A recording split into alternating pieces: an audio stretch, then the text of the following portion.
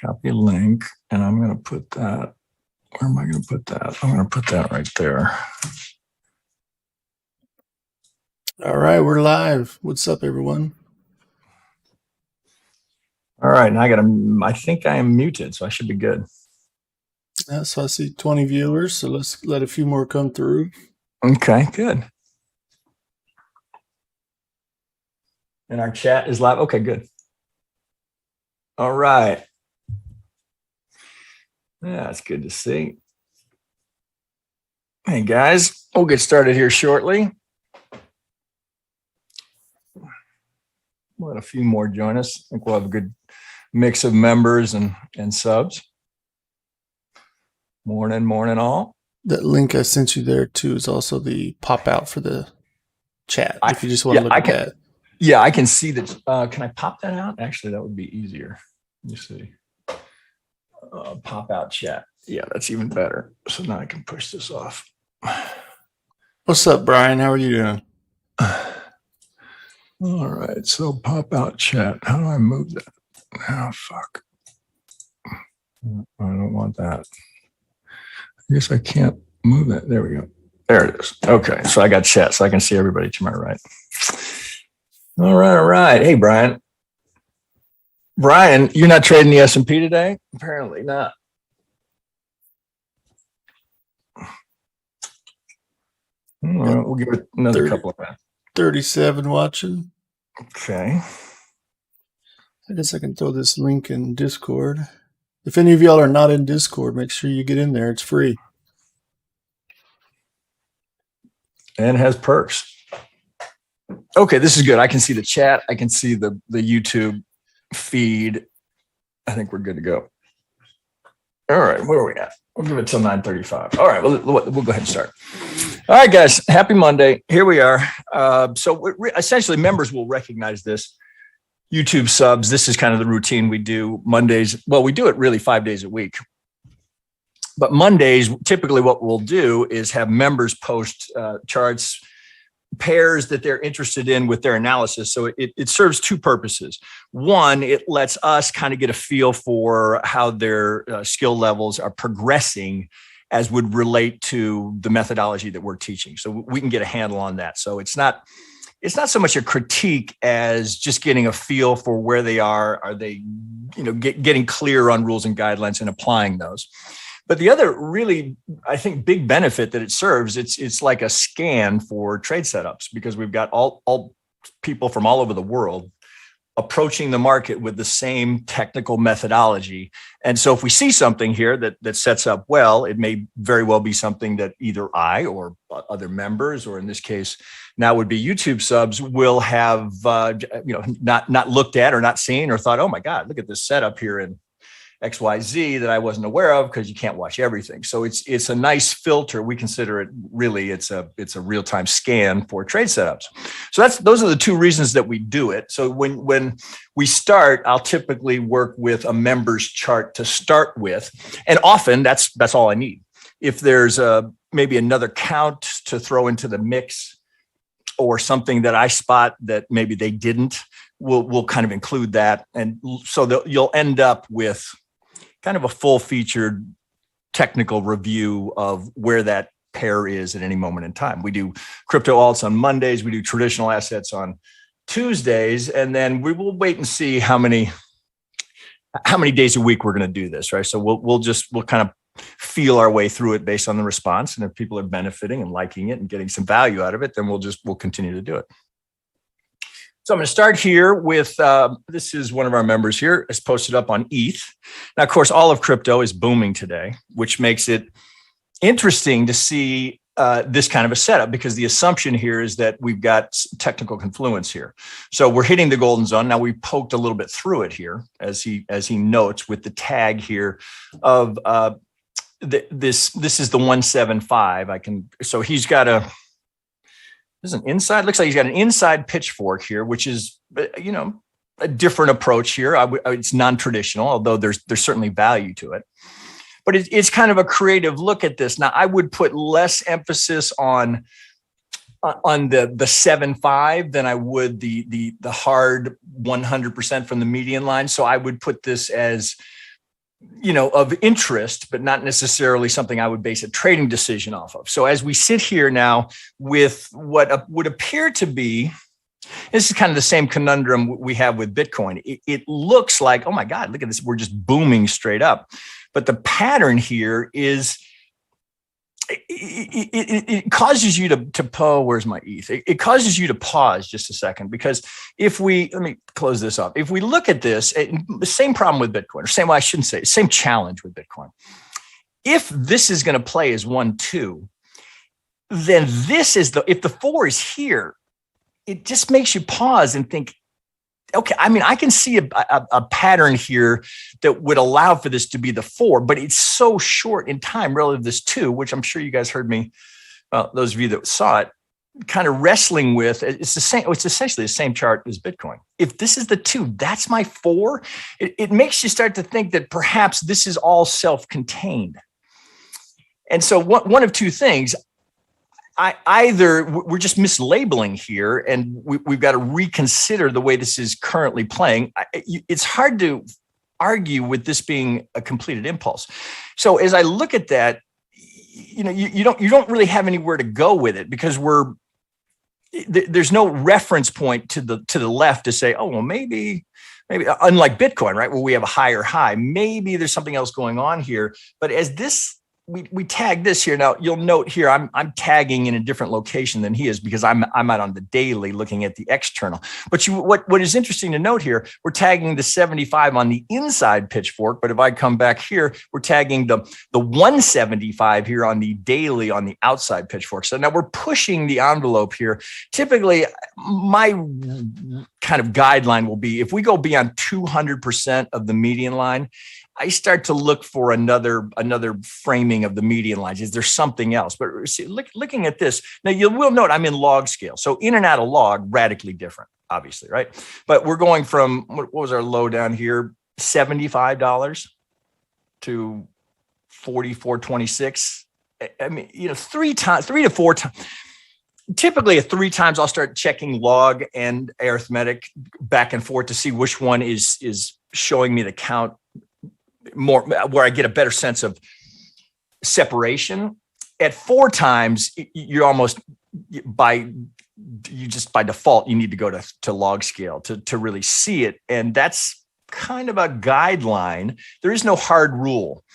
But I can tell you that at EWI, they would tell you at 3 to 4 times, you've got to evaluate in log. So I continue to look in log, but I will go back and forth between the two, particularly if I go down to a 1 hour and then I'm looking at it and I'm not looking at a $4,000 range. I might be looking at a $400 range. And that's a different story. But as we sit here bumping into that resistance, I mean, all we can do is react to what the market's doing. So if we're going to go up here in a full blown impulse, and now if you could make a case that impulse has topped, well, there's only a couple things that can be happening here. Either we're finishing something or we're starting something. All right. So if we're starting here, you'd anticipate, okay, I've completed an impulse. I'm looking for the next retracement. If we go higher, okay, well, we know right where we are. Right. Well, now we're heading towards something like this. So we're just going to have to say, well, okay, it's unusual. It's not, we're not violating guidelines or rule set here. It is just unusually short. So I think until we really 786, until we could really look at this and confirm, okay, we're blowing out the possibility here. And it's getting more and more difficult to say that this is part of a corrective move. Getting hard to do that. So this would be an area that I would be, just personally, I would be uncomfortable buying there. And that probably doesn't surprise anyone. We're sitting right at the golden zone. Now, yeah, we're starting to push through it, but it would still be, just for me as a retracement trader, right? Where I'm always, as you guys have heard me teach and preach for years now, we don't want to buy it when it's going straight up. It's just the nature of the way the market moves. The market will rally just about the time that the general public, or it's just the herd mentality, goes, okay, it's safe now. That's what happens next. Right? As soon as it looks like, oh my God, this thing is straight up, safe to be a buyer here. So you can look at it and say, all right, well, if I'm a long-term hodler and I don't really give a shit about the next, week, 2 weeks, what's happening here. Well, perhaps you could talk yourself into saying, okay, well, if I can buy it under 4,000, I want to take advantage of that because it's not going to affect me. So obviously, if you wouldn't be doing this with leverage, you're going to buy anywhere in this range here in your long-term view. You're trading for the next 3 to 5 years. It probably doesn't make much of a difference. And if it starts to come down and we start to retrace here, perhaps you're going to ladder in. That's a personal choice, right? So in hard TA or shorter term trading, the idea of adding to a loser, you got to have a good reason to be doing it. There's got to be a point. In fact, MonteCrypto and I were just having this conversation this morning. There's got to be a place where you say, okay, I'm wrong, and it's time for me to get out. So there were quite a few people that were shorting the lows down here because the anticipation was, oh, we're going lower. Well, if you've stayed short through all of this because of a stubbornness, as in, God damn it, I know that's not the low. I know it's not. If that's pumping through between your ears, that's about the time you got to really stop and evaluate. So what's to be gained here? If you were shorting down here and you're taking all of the stress, I won't call it pain, but it is pain. But I'll just use the word stress. If you're going through all of that stress, to what benefit? Because you're so determined that you need to be right. That's something you have to wrestle with and come to terms with. You are going to be wrong more than you're right, period. You have to accept that, internalize it, and not fight it. Okay, so if you thought this was we were going to just retrace here and we'd do something like this. So we're going to go up and then we're coming down and it's just coming up here. Well, now you're hanging on to the golden zone. Okay, well, I know the market's responsive at the golden zone. I know there's going to be algorithms that will participate there. Yeah, but algorithms get blown out on either side all the time.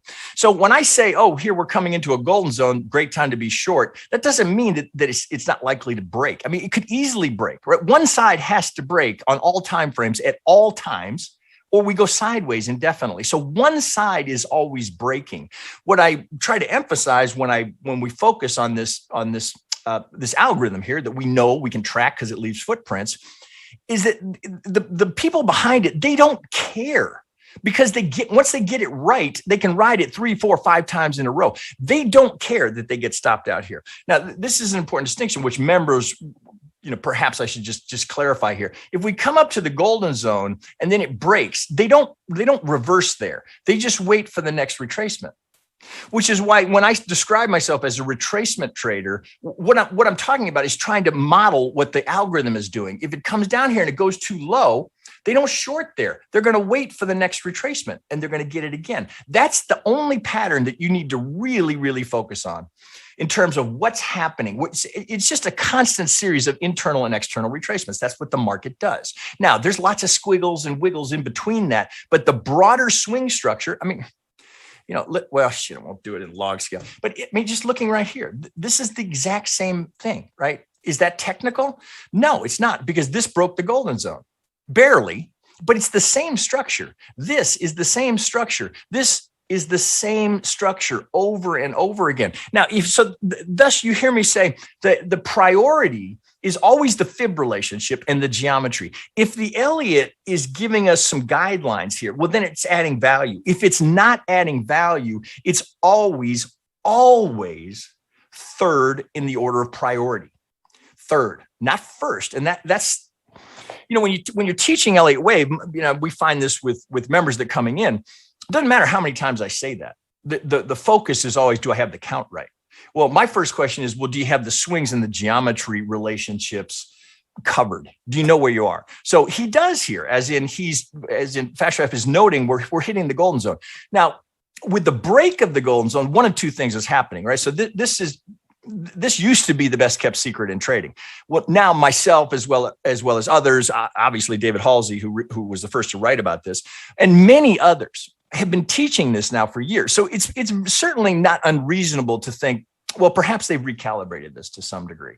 Maybe they're using the 66 or the 707, or again, not knowing how many different entities, hedge funds, banks, whomever, whales, let's just call it, are using the same algorithm. They could have certainly have adjusted it. Now, we will still see golden zone often, right? So we don't know. So all you can do is look at it and say, well, if this breaks and we still go to target, well, then obviously somebody has an algorithm that accommodated that break and they stay with it. So if we end up getting this target, right, well, we know the footprints are in, right? We can see it. Okay, there's the footprints that it leaves, which is yet again that same pattern, right? Retracement that goes internal, that goes external. If we're going to do this, well, we'd have the same thing. Essentially, we'd have the same thing here, right? It's the same pattern.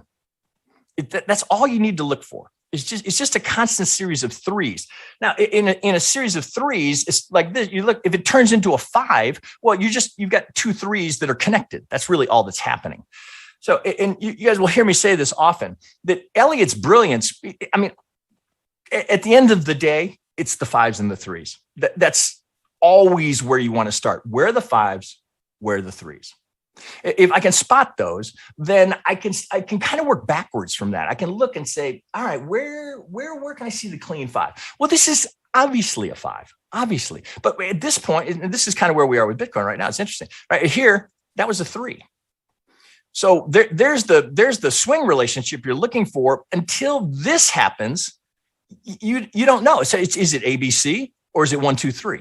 Right? Well, that's always a function of what came before it, which is where Elliott Wave starts to add some value. Well, if I'm looking at a 3 and I can see a 5 came before it, well, then my interest in being on the long side here increases.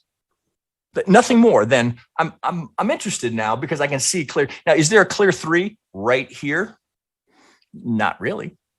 We can certainly see this level of support is tested 3 times, and we're right in between the prior 3, 4. Okay, so we're applying a little Elliott. Okay, well, that starts to make sense. We're still wrestling with the poor time relationship here. So what's a trader to do? Well, if you're not long, that's not a great place, as I was just touching on, not a great place to be entering the market, right at technical resistance. Now, take that off. What else do you have to work with? I mean, you really have nothing other than the resistance levels here. So, oh shit, let's see. Let's get some volume profile on there. I don't know why I didn't have that on there. Oh, I'm sorry, it's because I'm in log scale. Let's take it out of log scale and see what that looks like there. Up here, let's look. Well, there's really not much there. I mean, even let's draw it. Let's use this. Let's go to that low. All right. I mean, there's no resistance level here. You make a case. Okay, I got a little. Oh, come here. Never the first click. I got a little technical resistance there. So I've got a prior pivot. So you can just deduce from looking at that and note, I'm still out here on the daily. If we run into that, well, somebody sold that, right? And has been benefiting from that. So you don't want to assume that they took profit down here at the low. Oh, okay. They sold the breakout of that low and they took their profit down here at the low. Maybe some, right? But if we're coming back here, sellers here are going to defend that position. So you don't want to be a buyer here with absolutely nothing there to cling to. This would be I'd be very uncomfortable there. So I'm going to sit here. Now I'm plenty long, right? So this is more analysis about where's the right place to buy more. It's the same premise as Bitcoin. I'm plenty long Bitcoin. If my analysis is incorrect and we're not doing something corrective, same with ETH, it's not like, oh shit, it's not like I'm rooting for it to go down by any means. Trust me on that.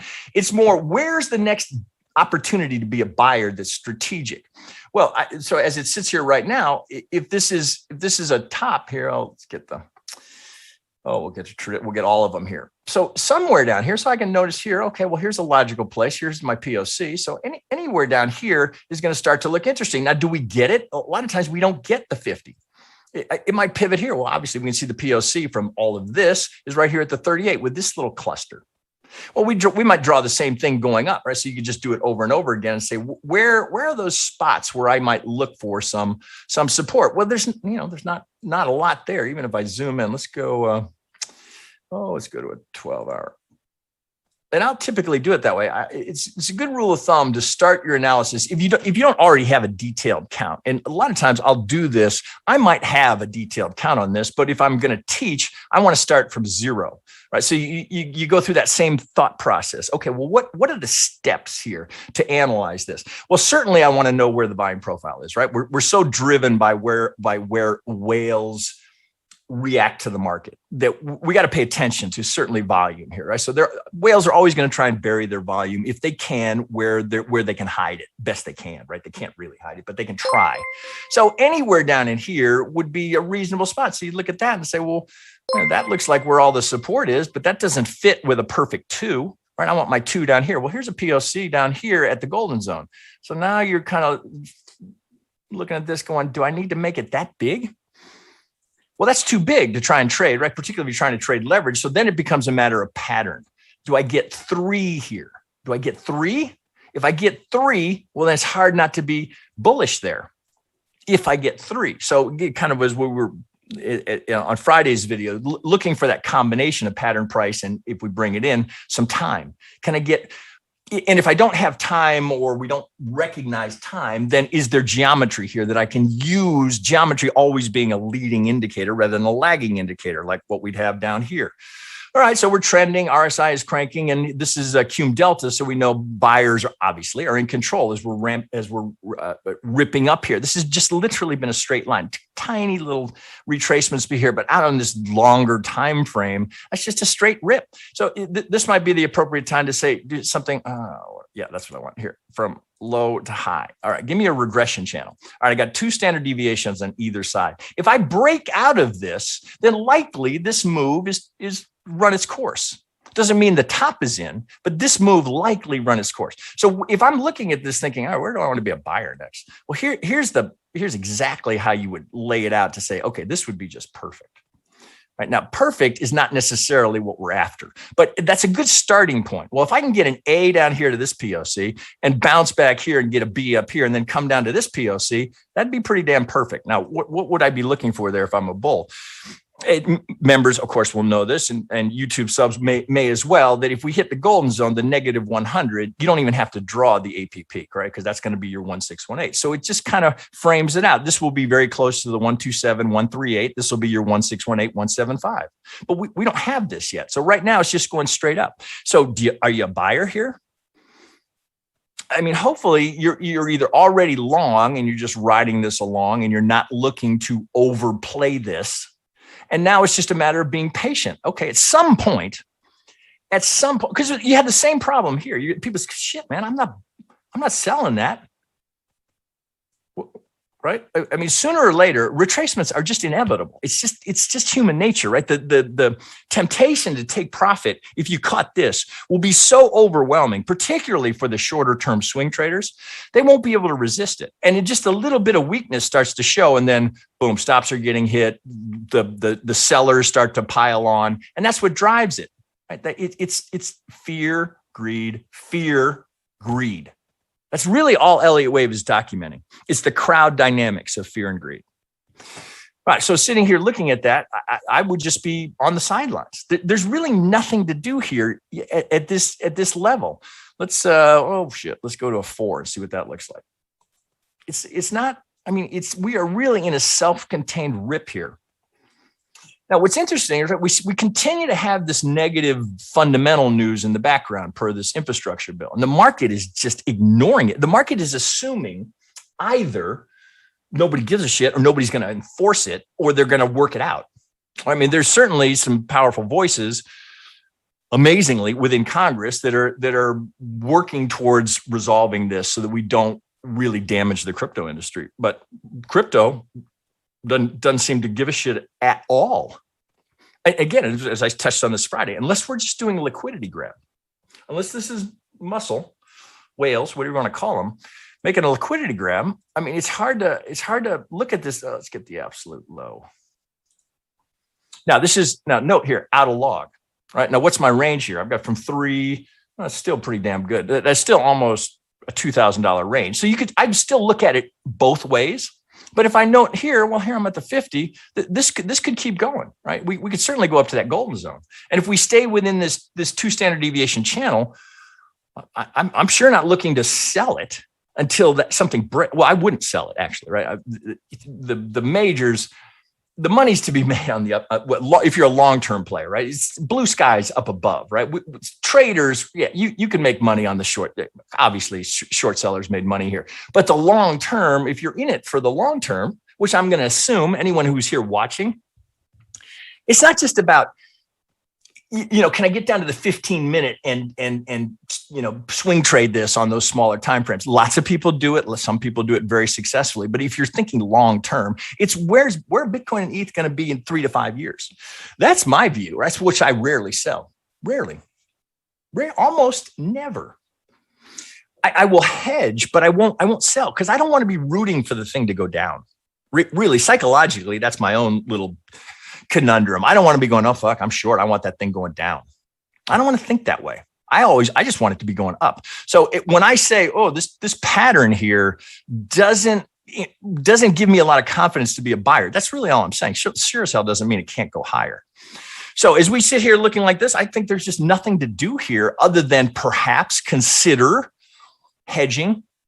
If you have ETH and you have access to some derivatives where you might sell some out of the money calls, that's one thought. You could buy some puts, right? That you have less margin for error if you're buying puts than if you're selling out of the money. A call spread, right? I wouldn't sell anything naked because you never know, right? But to hedge here a little bit, not a bad thought because the anticipation is here. We've completed an impulse. If we complete the impulse, we're waiting for a retrace, and that's an opportunity to be a buyer. If it retraces, you can take a buy. If it goes deeper, okay, you take your stop and you wait to reload. It's as simple as that. But don't come into this anticipating, oh, I'm going to be right 8 out of 10 times. It's just not reality. All right, so you need to be at peace with that, which is kind of where I started with this. All right, so that's about all I can add to ETH here. I think it's just hurry up and wait and look for better entry. And if you're long and you're not levered, just let it go and watch with amazement. Right? Because there was nothing really technical down here. So you don't have anything to play off down here, even in log scale. We don't have anything technical from the low, right? It's not deep enough. Well, here, let's just draw it up. Oh shit, I can't do it with a 4. I mean, we can do this. Okay, so we're at the 23. Again, it's the time relationship. So if we start to come down, then this is going to start to look really enticing. And of course, the dynamics, the crypto Twitter, right, of course, will be skies falling, right? That's where you want to be a buyer. Now, we going down to $1,000? As we sit here, it seems unlikely, doesn't it? Like, oh, no way we're going down. When Bitcoin is 65, did you think it was going to be cut in half? I didn't. No way we're going down. We'll see, right? So, but my point being, right now is not a good time to be a buyer. I'd be waiting for at least a retracement. And if it ends up that we go into another impulse and this ends up being the 4, then we're going to come back here, scratch our heads and go, well, that was unusual. If indeed that's going to play as the 1, 2. All right, that's probably enough there, right? I kind of got on a rant and got sidetracked there. Oh, holy shit. That's a lot of chat here. Boy, that's going to be. Yeah, you don't need to worry about it. I'm taking care of it. I'm not going to be able to hit all of that. Okay, let's just keep moving through member coins here. All right, so Fash, that's about as much detail as I can give you, but your work here is very good, right? The 3 into the W, 3 into the X, 3 into the Y. I mean, that's certainly a valid count here. All right, let me keep moving here. That's most of you guys saw that from Friday. Okay, so I got to go back over to Discord. And go ahead and pull up Dot. That would be. It looks like Chris NL. Isn't he next? Oh, do I have to go? Oh, pardon me. You're right. Right. I got Dot. Okay. This is the one. This is the funny thing about when you guys don't see what I have to deal with here. So when I get it, okay, that's your image. So I got to get the other one. Copy link. What happens here is I have to save it to get a working copy. And then the funny thing is that all your settings get saved to my settings. Oh, let's see. Give this a minute here. Might take a minute. This is a member Top Hat Panda Magician, who is a very skilled Elliotician. But now I need to copy this. So when I do that, right, then this gets copied to mine and all his settings switch over. So the next time I pull up a chart, I'll have green and white lines like this. Not that I mind it. It's just kind of amusing that it does it. Let's see if I can get a count here from Chris NL, or pardon me, from Top Hat Panda, one of the great handles of all of our members. Okay, so what did you send me here, Top Hat? You sent it to me in log? Shit, I can't tell, man. Did you send it to me in log? I can't tell from your chart. Or is that me just left over? Doesn't look like it makes a big difference. Okay, so let me get this. I almost always, last place I go, right, in terms of order of priorities, last place I go. It's the last thing I check. I always start here just with the price action, saying, okay, where are we? All right, so with this, I got to back up and see what all this is referenced to. All right, so everybody's a big lover of DOT. This is, I think, certainly we can all anticipate that this being one of the big winners. Oh, I would want a little more time on that. All right, so he's given me. Now, Top Hat is a very skilled Elliottian, been a member for some time, post-Craze. So this is a good example, right? So if you were not watching DOT or didn't have a count on it, well, here's a skilled Elliottian giving you his perspective on it, looking at it. So essentially all I see here is, as he's drawn the volume profile, here we've got a huge cluster of we've got golden zones on top of golden zones here. And we've got you would look at it here and say, this sure looks like, even at this larger degree, like a 3, right? There's the pattern. That's all it ever is, right? It's just one internal that goes external. So he's pulling from here, as it looks like you're pulling from 2 pivots to get that cluster of golden zones. Okay, so now I get a sense of where you are. Oh, looks like this kind of played a little bit into that. It's a good habit, right? To just look for structure here. And if it's an Elliott count, I do it now almost subconsciously, just force of habit. I want to wick off the important pivots, right? This was actually, looks like it was in play. It's just a good habit to get into. Same thing. I'll frame the 3-4 as well. All right, so this is kind of an ugly top here, but it certainly looks like topping action. You can just look at this and say, okay, that looks like it was running out of steam. Not too far from Bitcoin's, if we're going to end up counting that as an ending diag. So swing, retrace. All right, let's dig in there a little deeper. What did you send me, Top Hat? I think you sent me an hourly, but I'm not sure whether you're in log or not. Well, this is in log, so I think it must have been. Okay, I got a clear 5. He sent in log. Okay, so I got a clear 5 here. That's a little wonky.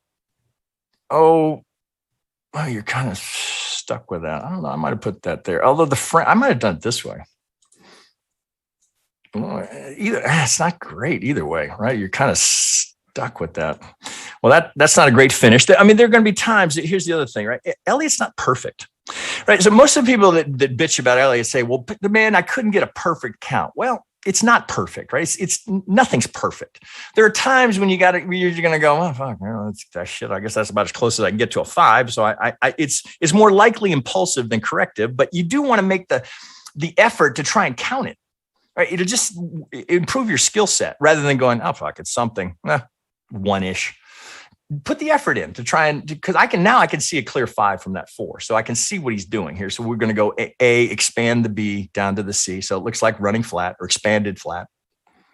1, 2, nice work on the subdivision into the 5, 4, 1, 2, 3, 4, same thing, right? All that detail is a good practice to get into, because you could just post this up and go, oh, all right, 1, 2, 3, 4, 5. Right. And when members are doing that, I'm going to call them out on it, because you're not putting any effort into it. So I can't tell if you know how to count the subdivisions in it. So that's one of the first things that I'll always call out a member on if they don't put the effort in, because it's not that hard. If you can count the major swings, you can work through the subdivision. And if you can't, then you got to rethink about what you're calling the major swings. So we're into a C or a 3 here. Well, this is interesting, right? So this is the same conundrum with ETH and probably more so with Bitcoin than ETH, because ETH, it's a completed 5. We know that. So is this 1, 2, 3, 4, or is it ABC? Well, there's really no way to know that until this resolves. So is this a good time to be entering the market? Well, if I was down on a 15-minute, there's probably a little, oh shit, here, hang on. There's probably a little trade here, but is this worth, what kind of trader are you? Right. If you're down here on the 5-minute stuff and you're going to trade that with hard leverage and you're going to go big and you're going to swing from 4 to 5, nothing wrong with it. Nothing wrong with that. If that's the type of trade, if you're a short term, I wouldn't call 15-minute a scalp, but you're short term swing trading here. If that's what you're doing, be clear and don't be anticipating this. Okay, I'm a short term swing trader. We'll have a target. Don't just, oh, I'm buying it here because I think it's going up because I think I got an impulse and hey, that thing could keep going. You want to have a target, particularly when you go down to the shorter time frames. The shorter the time frame, the more times you'll be incorrect, the more difficult the analysis, the more times you'll be changing your counts. So you got to make that clear decision. Okay, I know I'm going to be wrong that I'm more than I'm right. I know I'm going to have to change my counts regularly. If I'm down here on a 5 minute, that's just reality. I mean, when our day trading stuff, we don't even count the waves. But we're in the futures markets where we're day trading, we're approximating a 1 minute chart. No point in counting the waves. They would change way too often. So we don't even do it. So if you're down here at this level, okay, there's an impulse going in here, but what is it? If it's WXY into the 4, okay, well, that's not likely to be the 5. So what's more probable here? More probable is that we're going to complete this impulse. Perhaps that's the 1. You never know, but perhaps that's the 1 of the 5. So where's the next opportunity, right? That's the wave you want to be in. Now, would that fit? Well, that's where you pull back out. Let's go back out and say, would that make sense? Would that fit? If it's 1, 2, 3, well, right off the bat, I can see that here's my one. It's a little hard to see, but you can see his 1618, 175 here. So he tags it. So this is just, again, this is what he's a good Elliottician, right? So he's going 1, 2. Okay, where's the probable location for the 3? Well, where's the high probability point? 1618, 175 to the tick, right? It's not random. Trust me, it's not random. Okay, here's our 3 wave. We've got to do it through a WXY. That's fine. Okay, well, if we're going up for the 5, does that make sense? Well, I would just do the same thing. You've seen me do 1,000 times. I take the length of the, this is where I would start. Length of the 1 projected from the proposed pivot of the 4. Okay, does that make sense? Could we go that high? Well, yeah, we could. Well, what do we have to do to get there? We got to break through 1, 2 golden zones and get out of this channel and break out of that channel. So that's a big ask, right? The market's going to have to just blow through all that resistance. Now, how significant is that resistance? Well, I mean, here's the POC. Oh, do we have anything on the right here? Well, this might be a little thin if we go into log scale. Log scale obviously is going to distort your volume profile. That's one of the trade-offs in looking at log scale. So up here to the 100, well, that's the most common, right? Second most common, here's the 1618, which would be tagging this 65 here. So this is some road traffic here. It's got to get through 1, 2, 3. We get through that. Now you can really lean into the fact that we're going up to complete an impulse, right? And the idea that it might be corrective, as in ABC, starts to be reduced. We just killed the resistance, the sell side resistance. And if that's, well, I don't think we have that from the top yet. I don't think you have this in here, Top Hat. Maybe you do. Well, here. Oh, that's okay. So speaking of confluence, okay. So from the top, where's the 100, right? Most common location, length of the 1. If we're going to have a good clean, right now, it's not going to happen every time. Just as the 1618, 175 is not going to happen every time. But if you're going to project, let's be sure to mark the 618 and the 100. So we know where the most common targets land. Well, there's 100 landing right in the golden zone. Do I want to pay attention to that? Well, I think so, right? All right. So if this is a low here and this is going to hold as the end of this correction, which looks pretty damn good, actually. This looks like it's technical here. A little shy.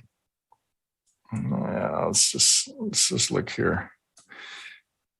From here, I think that's the one you've already got. That. Yeah, you have that drawn in. Okay, so as it sits right now, again, not a great place to be a buyer. Right? I mean, look at all the traffic you're buying into. So I would pull that up and immediately look at that and say, okay, watch list, but I'm not going to buy right into all that huge cluster of golden zones. I'm going to wait for something a little bit lower. Now, could I miss something if this thing takes off? Of course, right? That's always the trade-off, right? If you're looking for better entries, I could easily do that. There's no reason why it couldn't. Again, I try and emphasize these words and choose them precisely. It's just less probable, not impossible, right? Pattern, price, and time, right? So that kind of comes back to what type of trader are you? If you're trading for pattern, price, and I'll use geometry right now. If we're going to trade for pattern, price, and geometry confluence, this would be a poor time to be a buyer. I'd let this finish. Okay, if it finishes at 5, and this is going to hold as my 4, and we finish the 5 and we start to come down, I have a pretty good idea. I know where I am. So I'm interested in being a buyer. Now, still, if it does it, I still have all that traffic to get through. Like that's not going away. But I'm much more confident being a buyer because I've completed the 5. So I'm going to sit here and I'm going to anticipate the 3. If I get the 3, well, I got some headroom here. I don't want to buy it right here where I could immediately be underwater. I want to wait and see, can I buy it here? Do I get the opportunity? Can I work off of some of this structure and then get into that 3? So you're going to have to hold this and know, well, shit, first you're going to have a 1, 2 of your 3. Then the big one's going to need to get through. That's the one that gets through. Then you're probably going to need to test that structure from above, right? Is it safe? Is it safe? Up for the 5. Right, where you'd be in line with high probability locations and get for nothing more than potential resistance. 1, 2, 3, 4. Okay, where's the next time to be a buyer? All right, for me, I'd be waiting here, accepting the risk that this thing could blow up. I missed the ride. If it does that, am I freaking out? Absolutely not, because all that will have happened up here is that I've completed an impulse from this low. So what's the most probable thing to happen next? 1, 2, 3. I'll wait for it. And if it doesn't come, okay, next opportunity, next pair, next coin. Maybe this doesn't retrace for another year. Okay, so be it, right? I'm not worried that I didn't get the ride in DOT. Do I want the ride in DOT? Yeah, I do. Do I hold some DOT? Yeah, I do. Am I worried about this? Not really, because it's really more of long term, right? As this started to get traction, obviously it was going to be a huge part of the DeFi movement.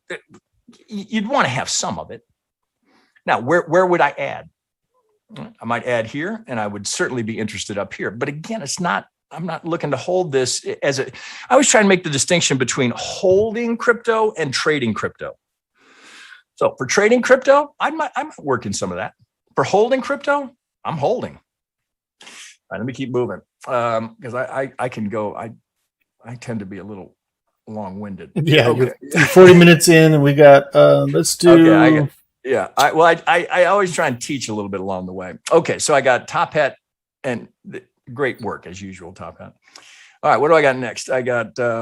So Top Hat's got another one, but let's move down to Chris and L for now. The Litecoin. Yeah. All right. So I'm going to kill that one. All right. Just so I start fresh here.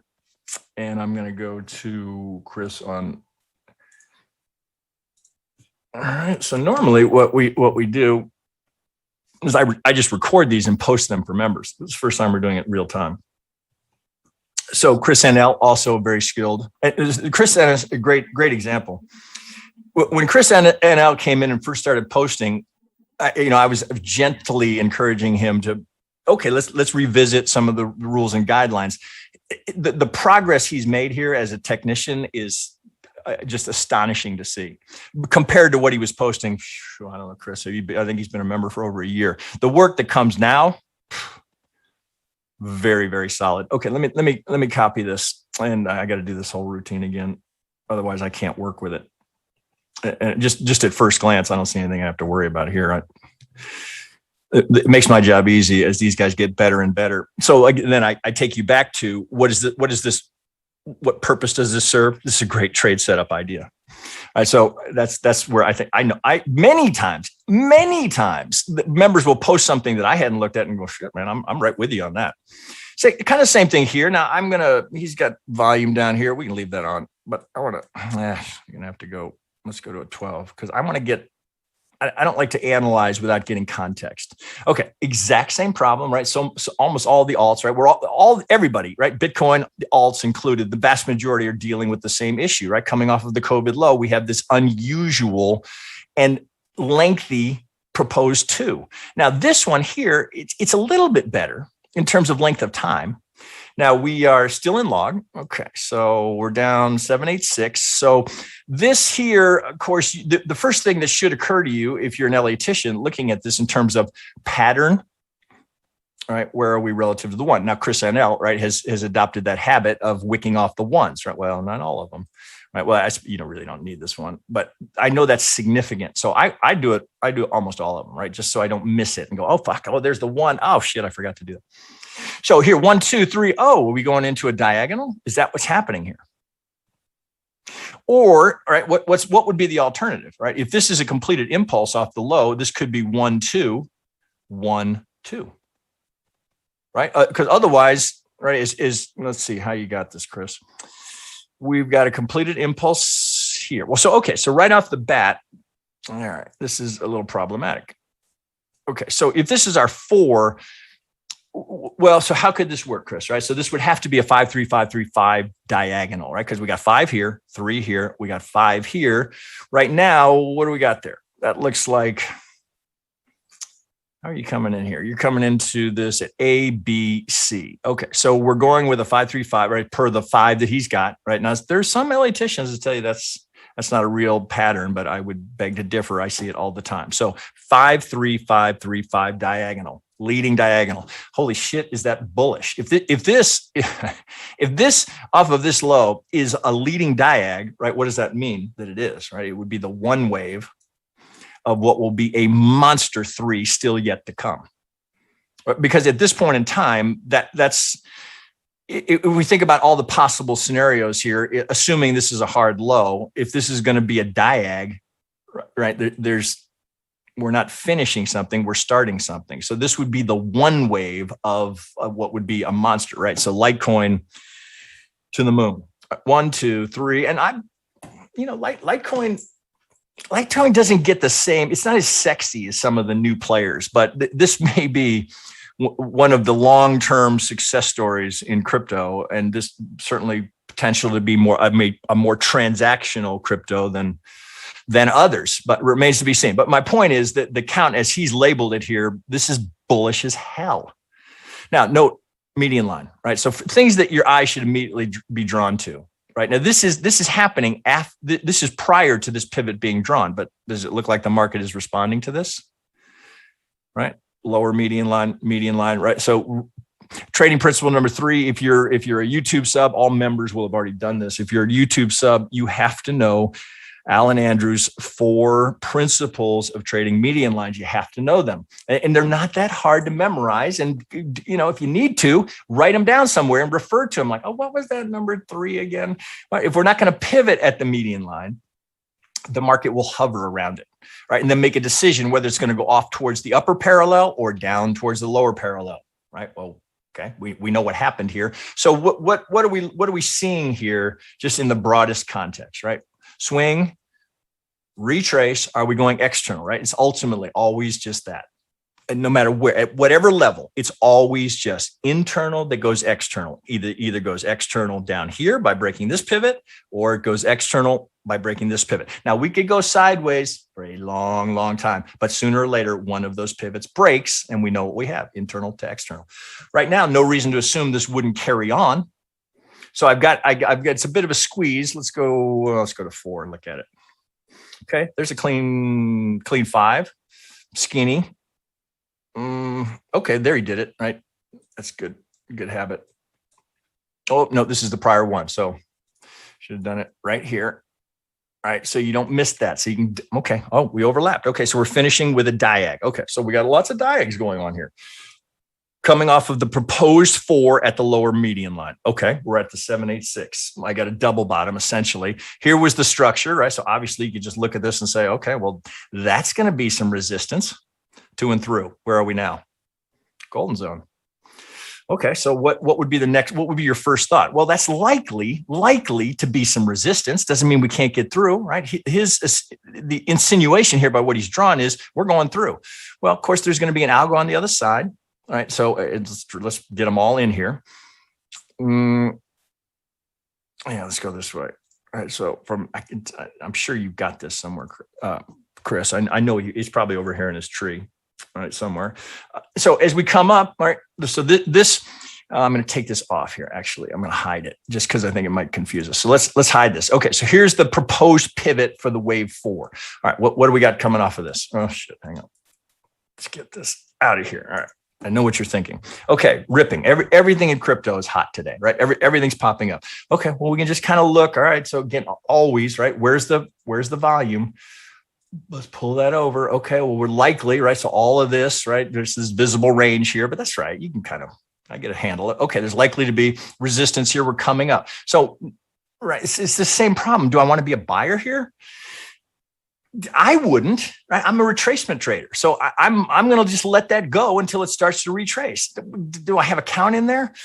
Well, we probably work something out in there. Let's take a look at it. I might even here. I see note here when you zoom in, right? Log is almost no difference, right? So you can come out of log here because we can't confirm. As in, I haven't talked to someone who writes this code for, name your hedge fund, that they carry it on I can't say with certainty that they apply it in log scale. I see cases of it, but not with the same regularity that we see in arithmetic. So I don't know for sure, right? All you can do is look and say, oh, well, if it pinged at the golden zone here in log, I want to pay attention to that. All right. I certainly want to pay attention to those upper targets.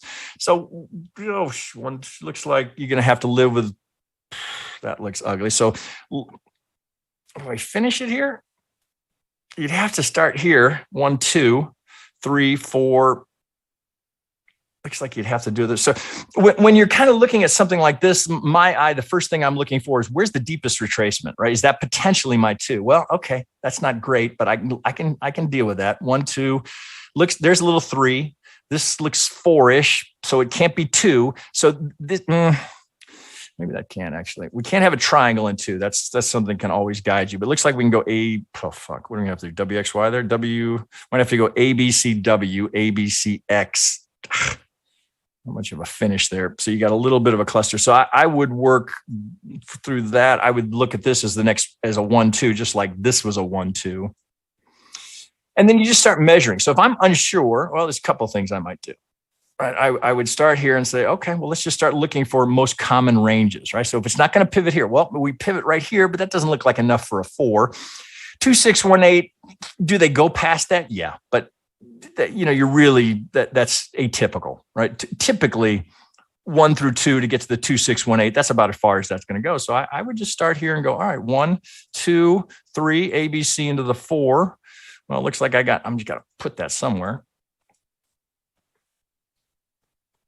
That looks like a 5, right? And the only reason that I'm leaning into that is partly the swing relationship here for the 3.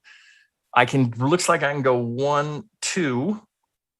Or WXY into a 1, 2, 3, 4. There's a good example. Do I have a clear ending diag or something in there? Not really. But given the depth of that retracement, I'd go ahead and plant it there. If I was old schooling, I'd probably do it in pencil. Let's see. Let's get my full suite on there. 38. Okay. And you can understand why it would stop there, right? Why would it stop there? Just price action. Right, prior resistance becomes the support. Up we go. Well, this is a 38 to a golden zone. Coincidence? Unlikely that that's an algo there. It's just that would be more likely just coincidental. 1, 2, not much of a 2, right? But you're kind of running out of choices there. So this is a tricky one. The other thing that I would be quick to acknowledge, I will use tools to help me. So if I really can't work the count out, I'll go to a piece of software. So Motive Wave is one that I use regularly. I've been a Motive Wave user and owner since their first 6 months in business. In fact, when I first saw it, I reached out to the guy and said, "You are going to be really, really, really successful with this product." I think that was 2010 maybe. And ever since then, he's become, he's a guy I can tell you is a first-class operator. So if you're looking for tools to help you with Elliott Wave analysis, Motive Wave is a great place to go. And if I'm not sure, because what Motive Wave will do is if you draw something up and you have a mistake in it, where it's like, oh, hey, you didn't spot here, we can't have XYZ, or 3 is shortest, or something like that, it will just put a little red flag on it and tell you, oh, that your count is off, right? So those kind of tools, really what they're doing is it's an efficiency. It's the repetitive tasks of counting over and over and over again can be a bit annoying. And it's just a way to speed up that whole analysis process. So if this is 1, 2, this isn't going to be 3. So I'd do it this way. So I and often, you're kind of sketching these out. Okay, if that's 1, 2, well, I got to put these up here and let's take that up a degree. Let's go to Now let's change the color, which I think is a good habit to get into because it's easy. If they're all in the same degree in the same color, you get like, oh, fuck, which one is that connected to? This looks to me like that's another 1, 2. Right. So right now, until the Elliott stops helping me, I'm going to stay with it. Now, as I just said, I'm going to take that up a degree. Oh shit. Let's go to, I'm going to take this one down. All right. Just trying to stay consistent with what I just was telling you. I would do it this way. So you don't get confused. And then this one would go to, I know everybody hates that subminuet looks like it's a smaller degree than the other, but you got to just live with it. All right. So let's go to blue. Okay. So it looks like I got right now, as based on what I can work with here, I got a shallow 2, but I can see why it pivots there. Well, you're going to have to, that's a little sloppy, but more probably, well, shit, you might have a B there. Pardon me. Let's look at that. I'm gonna do this on the fly here. I think might be better here working with an A, B, C or W, X, Y. So we'd have to go A, B, C, A, B, C into your X, A, B, C, or so W, X, Y. I think that's a cleaner way to label that. At least at this point in time, because then I can go from there. So I've got a running flat via the W, X, Y. Now, what am I on? Hourly? That looks about right. Because by putting that there, oh shit, let me change that color. Let's go back to let's go to white here. Okay, if that's 1, 2, so I got an impulse, W, X, Y. Little funky, but that's more likely a 3 because there's really not a great impulse there. That's a 3. And then I can go 1, 2, 3, 4. And okay, look, shit that does not happen randomly. All right, put this right there. Okay, so we don't overlap. So 1, 1, 2, that looks impulsive. Double top ABC. It looks like that's my 4. Okay, so where am I? I'm still pushing for that 3. Now this could be, well, the same thing, right? This is the kind of the tedious process of TA. You either love it or you hate it, right? I happen to enjoy the puzzle. Can I solve the puzzle? Well, that looks more impulsive. That being the deepest retracement. So it's again, it's work. What do I have here to work with? There's my deepest retracement. So this is significant on some level. So either it's 1, 2, 3, 4, 5, and that's my 2. Well, how would I help identify that? Well, same shit I always do. Okay, if this is 1, 2, and I'm looking for the 4. Come here. I'm a bad clicker. All right, it's a little deeper for a 4 than I'd like. So there's not a great finish in there. We might have to go down to a 15-minute. And this is what you wrestle with. This is the reality of Elliott Wave, right? It's easy when you're doing stick figures, right? Oh, right. That's what we're looking for, right? This is the reality. It's not perfect. So you work with what's there. Okay, right. 1, 2. 1, 2, 3, 4, 5. That looks to me like that completes, even though the 4 to the, it's not great. But let's go with it. 1, and why would I say that? Because the depth of the retracement here implies a 2, not a 4. I'd put those up there, and then I would again force a habit, be doing this. Okay. Now, does this make sense? Does it make sense with where we are? Oh, I should probably change that color. Let's go. Let's go to, oh shit, we'll do yellow. Okay, WXY 1, 2, working on the 3, 1, 2. So I know if I pull this back out, let's go back to our, and let's give that 3 some targets. So all of this has to go up. And I'm going to assume that everybody who's applying Elliott Wave kind of goes through the same process. And so it just becomes a process of repetition. So by doing it over and over again, I mean, in my case, for 30 years, you get through this. Okay, I kind of will map it out. And if I like the way it looks, I'll leave that until something happens to where I'm forced to change it. So this is a little ugly here, but I don't see a better solution. I mean, right at first glance. So this, I don't love that running flat there, but I don't have anything else that I can see that's better. So 1, 2, if that's going to be 1, 2, well, I've got 1, 2, 1, 2. This going straight up. Oh, let's go down a degree. Let's go to blue. Let me go to submicro. Okay, so if I'm going 3, 4, 5, I'm still in search of the 3. So same thing, right? Repetition, right? This is where a tool like Motive Wave would just save you some time. Okay, so if I'm going up to get that 3, okay, that'll work. That's the most probable location. So now my 5 come down here. How would that relate to that 3, 4, 5? Right? Nothing you guys haven't seen me do 1,000 times. Actually, well, I got 2,000 videos. 1, this is the funky part. 1, 2, 3, 4, 5. So now I'd come back here and say, well, would that make sense? If this is the 1 and that's the 2, well, I know I got to be past this, right? For my 3. I'm looking, well, lo and behold, right? Look, so where's our target? And this, the more you do it, you'll find that you'll be just kind of throwing these up there, and just I kind of eyeball it, like, oh, if that's 1, 2, that looks pretty good. Now, where would I, if I'm going to go here, right? If this is the 3, and that certainly looks like it's a start on an impulse, right? This is the second most common, which is why we have it here. You don't want to have just this one. You want this as well. This is the qualifier. Am I longer than 1? This is the second most common, right here. So, but there's no reason not to put that there at the moment.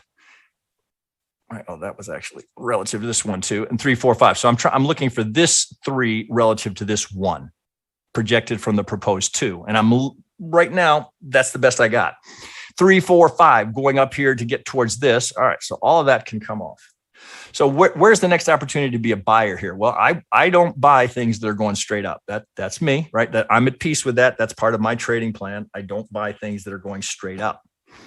So if that's going straight up, I'm just waiting for this to complete. So I don't have much to work with here in terms of any subdivision here. So I'm just going to wait for that to complete. And the next time to be a buyer is when I finish that 3 and I start to come, same thing every time, right? What am I looking for?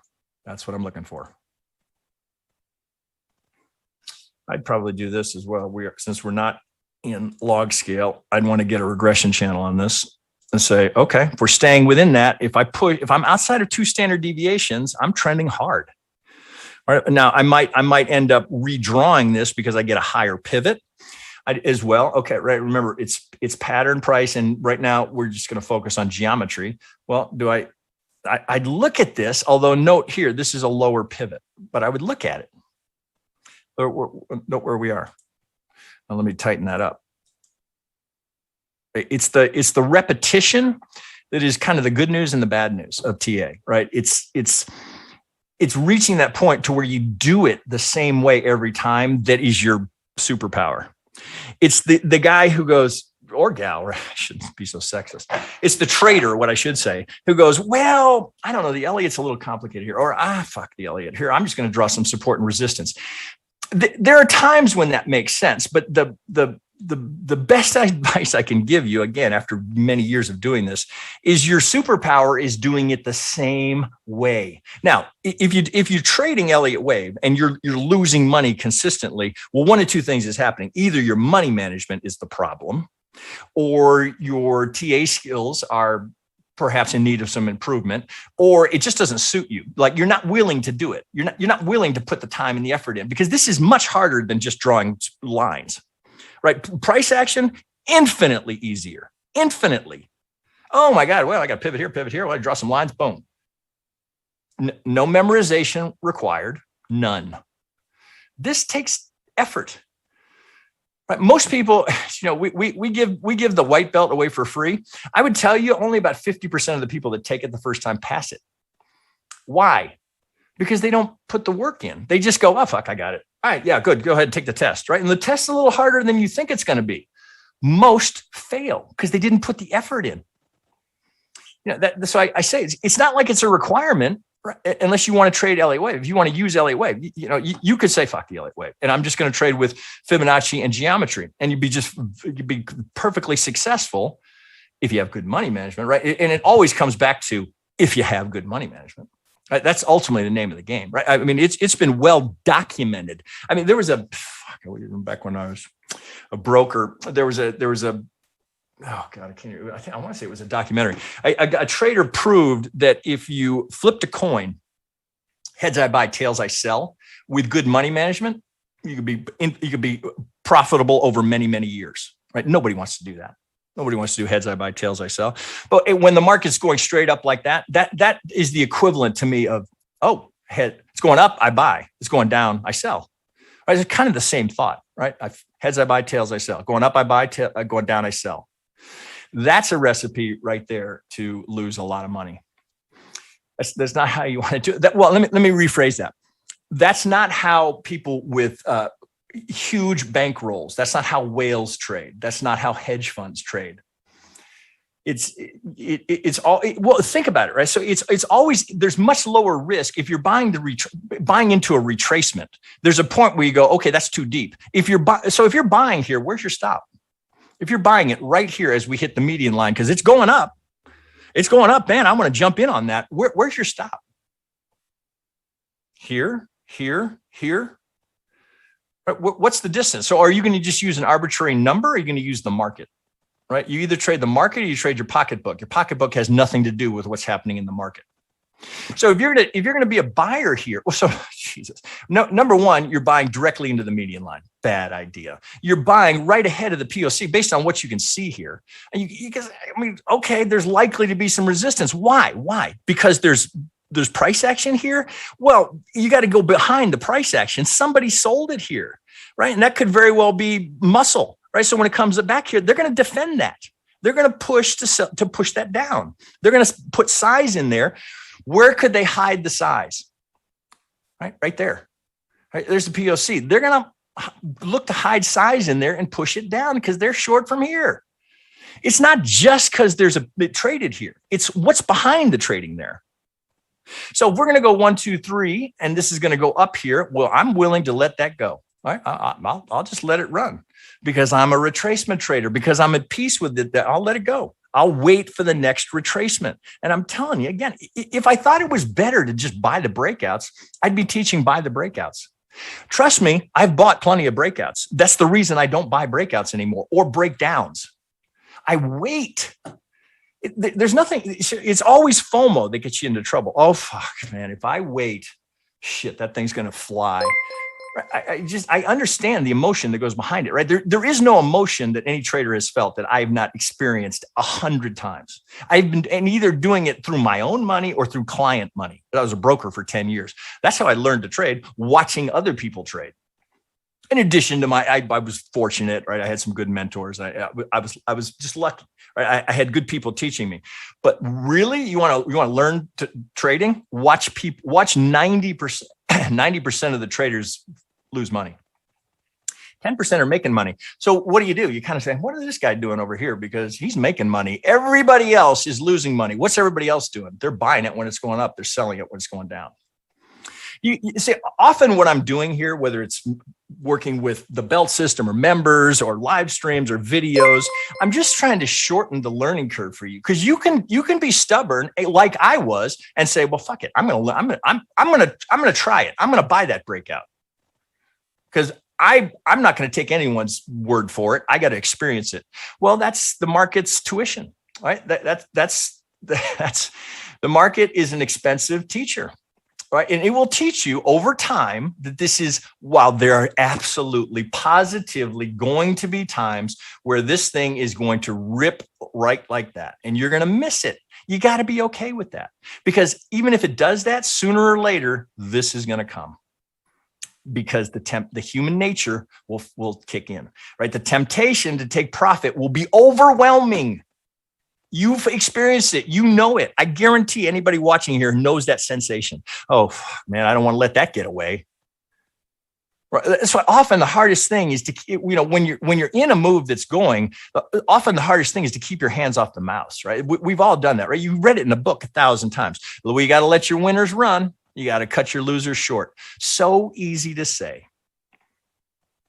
And I guarantee everybody on the listening here knows how hard that is to do, because particularly if you've had a loser or 2 or 3 or 4, because what's going on in your head? Oh, fuck, man, I got to bank that because I got to recover from that loss, right? And that's the one, when you're doing that, right? I can almost guarantee you this will just keep going. It will just keep going. And you could have been well plus profit if you had just not been so anxious to try and recover from that 200, 2,000, 20,000, whatever the loser was. You're so anxious to try and get well that you let the good trade that you had run away from you because you banked your $500 and it went $2,500. I've done it more than once. We've all done it, right? It's just the reality of trading, right? That's why often you'll hear it described as the thing that makes trading so hard for people is you have to do the opposite of what your natural emotions are screaming in between your ears. Oh man, that's going up. I got to take that profit. The market could take that back any second. That's what makes it so hard. And that's why business people, right? Again, as a broker, right, I've dealt with hundreds and hundreds of clients. CEOs, business executives, terrible traders. Terrible. Because they're used to being able to control the outcome. God damn it. I say that thing's going up. It's going up. Terrible traders. Right? You know who are good traders? Doctors, lawyers, people who didn't hyperanalyze this, who would just go, all right, well, I'll just be analytical about this because they're not forcing their will on the market because you can't force your will on the market. There is no, right? And if you're a massive whale, you can move the market. So in crypto, you certainly can. Less and less so in Bitcoin, but you can move the market. But just, regular traders like us, we got to pay attention. You got to think, what would a whale do here? If the market's right there, what's a whale going to do? Well, here's what I can tell you already. The whale's already long. God, I go too long. All right. So do I have this? Hey, we actually had our first donation, and they requested SXP to USD. So I'm going to play the alert again. Oh yeah, we're going to have all sorts. This whiz bang is going to be. MonteCrypto is going to get this done. Yeah. So I'm going to buy the fuck out of that. There's a donation. They hang on, I got to turn my Warrior tipped $15. Love your work. Been following a long time and learned heaps. Glad I can tip you guys now. Can you take a look at SXP/USD? 4 hours at Binance. All right, so SXP 4 hour at Binance. SXP USD. XXP. I know I looked at that last week for a member. All right, as long as we're sure to get through the members, looks like we'll get through those. Okay, so let's just bring it up. I don't think I have, let's do it over here. Let's do it, let's just make another window. That's funny, right? So that's.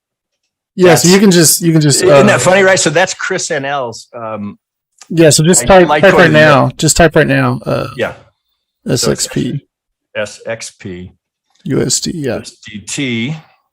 On Binance. Let's go to the 4 hour. All right, so I'm going to remove indicators. All right, because that's all his, as I told you, that's what happens. All right, at the 4 hour. So if you push one of your templates up top, it'll bring in your template. Yeah. This is what I do. Because I'm so used to looking at it. So I just go here. So I'm used to it. Okay, so if I'm looking, so first you bring up the 4 hour. Okay, well, you can't look at anything out of context. Okay, so I got to see the whole picture. Well, okay, so where are we? We're here from under $1, $5. That's enough range, right? That I would look in log. I'd probably look in both. All right, so right off the bat, now let's get my template on here, and let's go. Let's go with OVB. Okay. Now, I want that off here. I want that off of here. All right. So I just kind of want to pay attention to where the volume is. So looking at that, and here I'm out of log here. So impulse, right? This likely R4 to R5, although that looks a bit ugly. So it looks like you'd have to do that through, well, let's just measure it. Well, here's where going log scale can make this a little bit easier. Well, it could be a B. This could be a B. Well, let's just do this here. So right off the bat, big air pocket down here. Well, I would just kind of bring that off to the left, see if there's anything of significance here. Right, which this is just standard ops. Okay, so what's the first thing we see? Right now, I've looked at this. Now, obviously, it's not prescripted. Just swing low, swing high. Where do we bounce? Right. So the first thing you can deduce from that is we know the algorithm is in here. Right. So we know the players that are behind this algorithm are in here. Right. Because this does not happen randomly. It's not just because, oh shit, I read in a book that the 618 is the retracement level. When it's this precise, right? Human being, we're not that precise. Okay, so looks like this is so I'd be working backwards here. So this looks like that's this here. Same thing, always the same. What do I see there? Right, that's just a 3. Right, so there's our little pattern. Right, just this one happens to be a bit like a flat. So it looks like that's ABC. So working backwards, looks like that's got to be. This has got to be an ABC that finishes. So this has to be, looks like we're going to go A, B, C into an X. So it's a little ugly.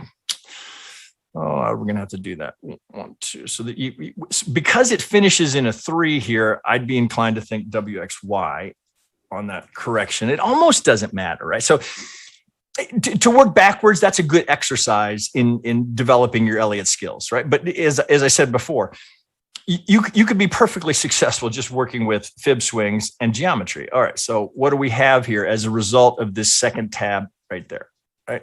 Golden corner pocket, right? It's my signature trade. All right, so what do we know? So that doesn't mean that it's guaranteed to get here. It means that we have an 80% probability, but we can make some deductions because, again, trading principle number 4 of Andrew's work that he pioneered with the use of median lines is that if I don't make it, I'm setting up a move equal to or greater than the swing that failed, right? So if we don't make the median line, then the whole thing is starting to fall apart. And then we know these lows are going to be challenged. So since I got 80% probability, right, you're already a little bit late. So hopefully the member that, or pardon me, the sub that requested this noted that here in log scale, we had a double bottom at the golden zone, right? And this is likely because that's a 3, that's a WXY that finishes it down here. So what is this, right? If this is 1, 2, which is a reasonable assumption without going through all the subdivision, which I still would encourage you, 1, 2, 3, 4, 5, keep it simple, A, B, C. But it's a WXY because you can't finish that. Okay, that's impulsive, right? So it looks like I don't even have to really break into it, but even out here at a 4-hour, but it's out of curiosity to see how it looks. So same process. Okay, where's the deepest retracement from the low? Looks like that's right here, right? So can I finish it there? Doesn't look like I can. Well, so often it's almost like sketching it out. Okay, well, come here. All right, look, could that be 1, 2, 1, 2, 3, 4, 5? It doesn't quite look right, right? You want to put the 3 up here. So that looks like ABC. It looks like that's still where did I go? Going, right? You don't know where that top is. And 2, 1, 2, 3, 4, 5. So it looks like 1, 2, 3, 4, 5 to get 3, although I'd still want to measure. Just to let's get you on there. That's one of TradingView's little bugaboos. But once you get it, you just lock it, and then I'm going to hide it. All right, 1, 2, 1, 2, 1, 2, 3, 4, 5. So I can get my completed impulse here. A, B, C for the 4. Where I started. Where are the 5s? Where are the 3s? All right, 1, 2. That looks like a 4. So 1, 2 has got to be in here. So often it's a process of working backwards. So that's not a great start, but clearly we're in an impulse.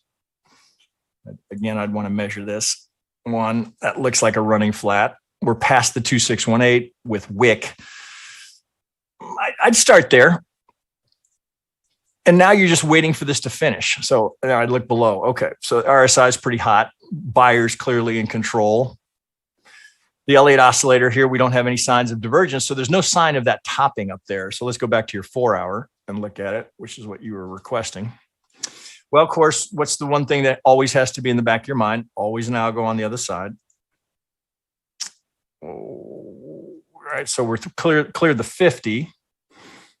That would make sense right here. So we've got this kind of everything looks, all the charts look so similar. I'd pay attention to that pivot. So coming up here to look for that 5, I'd do this. We're in log scale. So for this, I'd take it out of log just so I can get a regression channel on that. And I do, well, that's all I got so far. All right, so I've got overthrow. That's how aggressive this market is. I'm overthrowing outside of 2 standard deviations.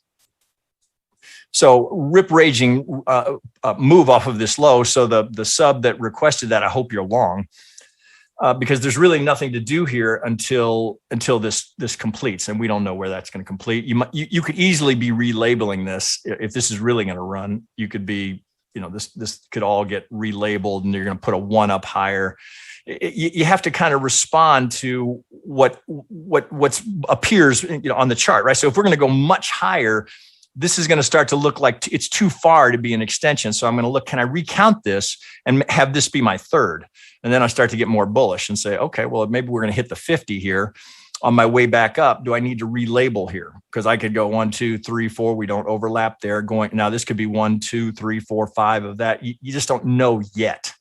So I'd kind of loosely leave these here. Some sort of impulse is kicking here. It's certainly not corrective, right? So we've come off of this triple bottom here. We know it was technical. Go back and we go back into log scale. We know we were at the golden zone here. This is just a straight rip. This subdivision is not great at the moment. Looks like this is the kind of the best you've got as it sits right here. So same idea. Somewhere up here, they're going to find some resistance, right? Likely there'll be a reaction there. We go up to the golden zone. Let's see.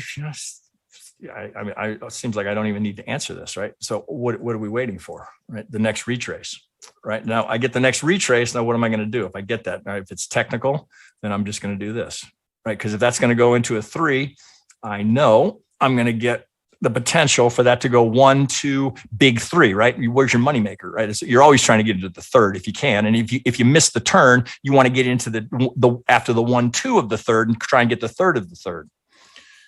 That's how I would look at that and say, well, I hope you're long, right? So, if you are, you're just waiting for the next time to look to add to that position. Now, the other thought would be, if you hit this resistance here, you might take a partial. You might take all of it, because I don't know where you're long from. You might take all of it and say, okay, well, I banked a nice move here off of this double bottom because I saw it was golden zone. I saw this thing start to go and I jumped in. Well, so you've gone from $1.30, where golden zone's up here at $3. Fantastic return. If you're in with leverage, you got a monster on your hands. So you got a great one here. So maybe you take 50, 60, even 70% off here just to bank it. Leave a little on that you're comfortable with leaving. And then I would look to you can just look at it, right? Where's the next retrace location where I would be comfortable being a buyer? Well, here's something impulsive. If I get a 3, and then, right, be the last piece of that? We don't have this, but if it's going to pivot there, I'd be into a corner pocket, not golden, right at the POC after a 3, pattern, price, geometry. So that's so if this was me looking at that coin here right now, that's exactly what I'd be going. Okay, well, if I'm not in, I sure as hell I'm putting this on my watch list. I'm going to alarm it. I'd probably alarm that line right there. So if it gets there, I want to be reminded to go look at that chart. If it starts to come down, I'm going to put an alert here. I'd probably put an alert at the 38, just in case you get a shallow 2. And I'd be looking for something down here where all this volume is, because where would whales want to buy it? Right here, where they can bury it, where they can try and hide the size, and off they go. Right now you're in. Now you got a complete scenario here. Well, here's where you get all of it coming together. Okay, something impulsive. You don't even, again, if you're a new student, count it, right, and count it down to the 15-minute if you can. 1, 2, 1, 2, 3. Right. So if this holds as the 2, if it ultimately plays like this, which sure looks like it's teed up to do this. All right, let's go to the big one. Right. If that's 1, 2, you're in position for a monster. And you might say to yourself, hey, if you bought it down here, well, screw the money I made here, because I'm playing for this up here. Right. We're at a golden zone. So we know, right, this is a reasonable target up here to go for that. Well, there's the 1618. Maybe you're going up to get this algo target. Now, here's an example where we're in log scale. Right. Since it's holding at the golden zone, I would still keep this as a target, but I'd be paying attention right here. Right. If this is going to go 1, 2, and we're going to get up to this. And that's your individual, approach to money management, right? It's not so much risk control; it's money management here. Do you want to bank a little bit here and take the risk that it keeps going, and then look to reload here? Because I'd be real comfortable buying it right here, right as it is right now. I wouldn't touch it. It's going straight up. Why would I want to buy it? Where's my stop, right? Where am I going to put it? Here, here, here, here. I'm going to wait for the retrace. And I'm, again, right where I started. I'll live with if it keeps going, because eventually, if it does it, if it's going to keep going, we get some big extension into the fifth, this will follow. It always does. Always. At some degree, there'll be a retracement, right? So wait for the 2 here, boom, into the 3. Now I can frame it with fibs and geometry. And I have pattern. I know, okay, something impulsive. There's the 2. I'm into the 3. All right. What do I got next? Monty, should I go back to a member? No, actually, take a look at the chat. We had Jay Nasir do a super chat. So he donated $20 for you to do XRP. Oh, Jay Nasir. Good man. So thank you, Jay. So we're going to do XRP to USD or USDT?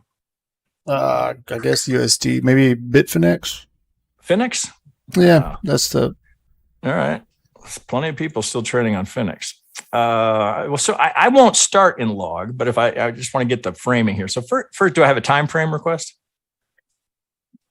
He didn't say, but okay. Well, Jay, go ahead and just type in there. Right.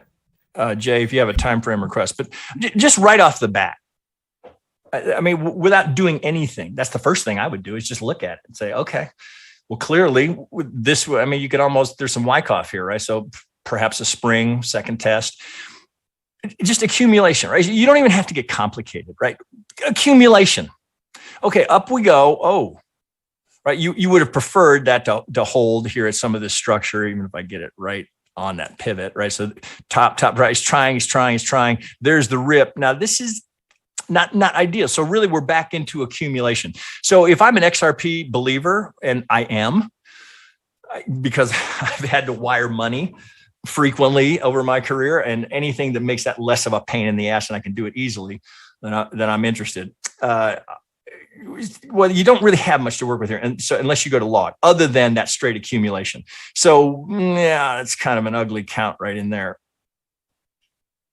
God, can we even get a count in there?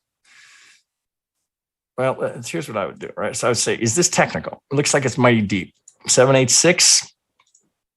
You can't get an impulse in there. You can't go 1, 2, 3. And this is so close. So you're not, the Elliott's not helping you here. And that looks like 5 down. So there is no clear Elliott pattern here that's really useful. And when that's the case, I'd be the first one to tell you, skip it. It's not helping, right? It's not like, oh, fuck, man, if I can't get an Elliott count on it, I can't trade it. It's not what I'm saying. It's not helping here. So what would be useful here? Well, certainly I'd want to look at, again, all we're doing is looking for retracements. I'd want to look for this one. He said daily, by the way, so just probably daily. You're doing it well. Okay. Well, just some basics. Okay, so through this move here, we're making higher highs, higher lows. Now all of a sudden, I got a low, and I don't make the higher. I don't get a higher high. So this clearly corrective. That looks like, these always a failure swing is what creates the B, right? So the bulls were trying to get. That's why it's so significant.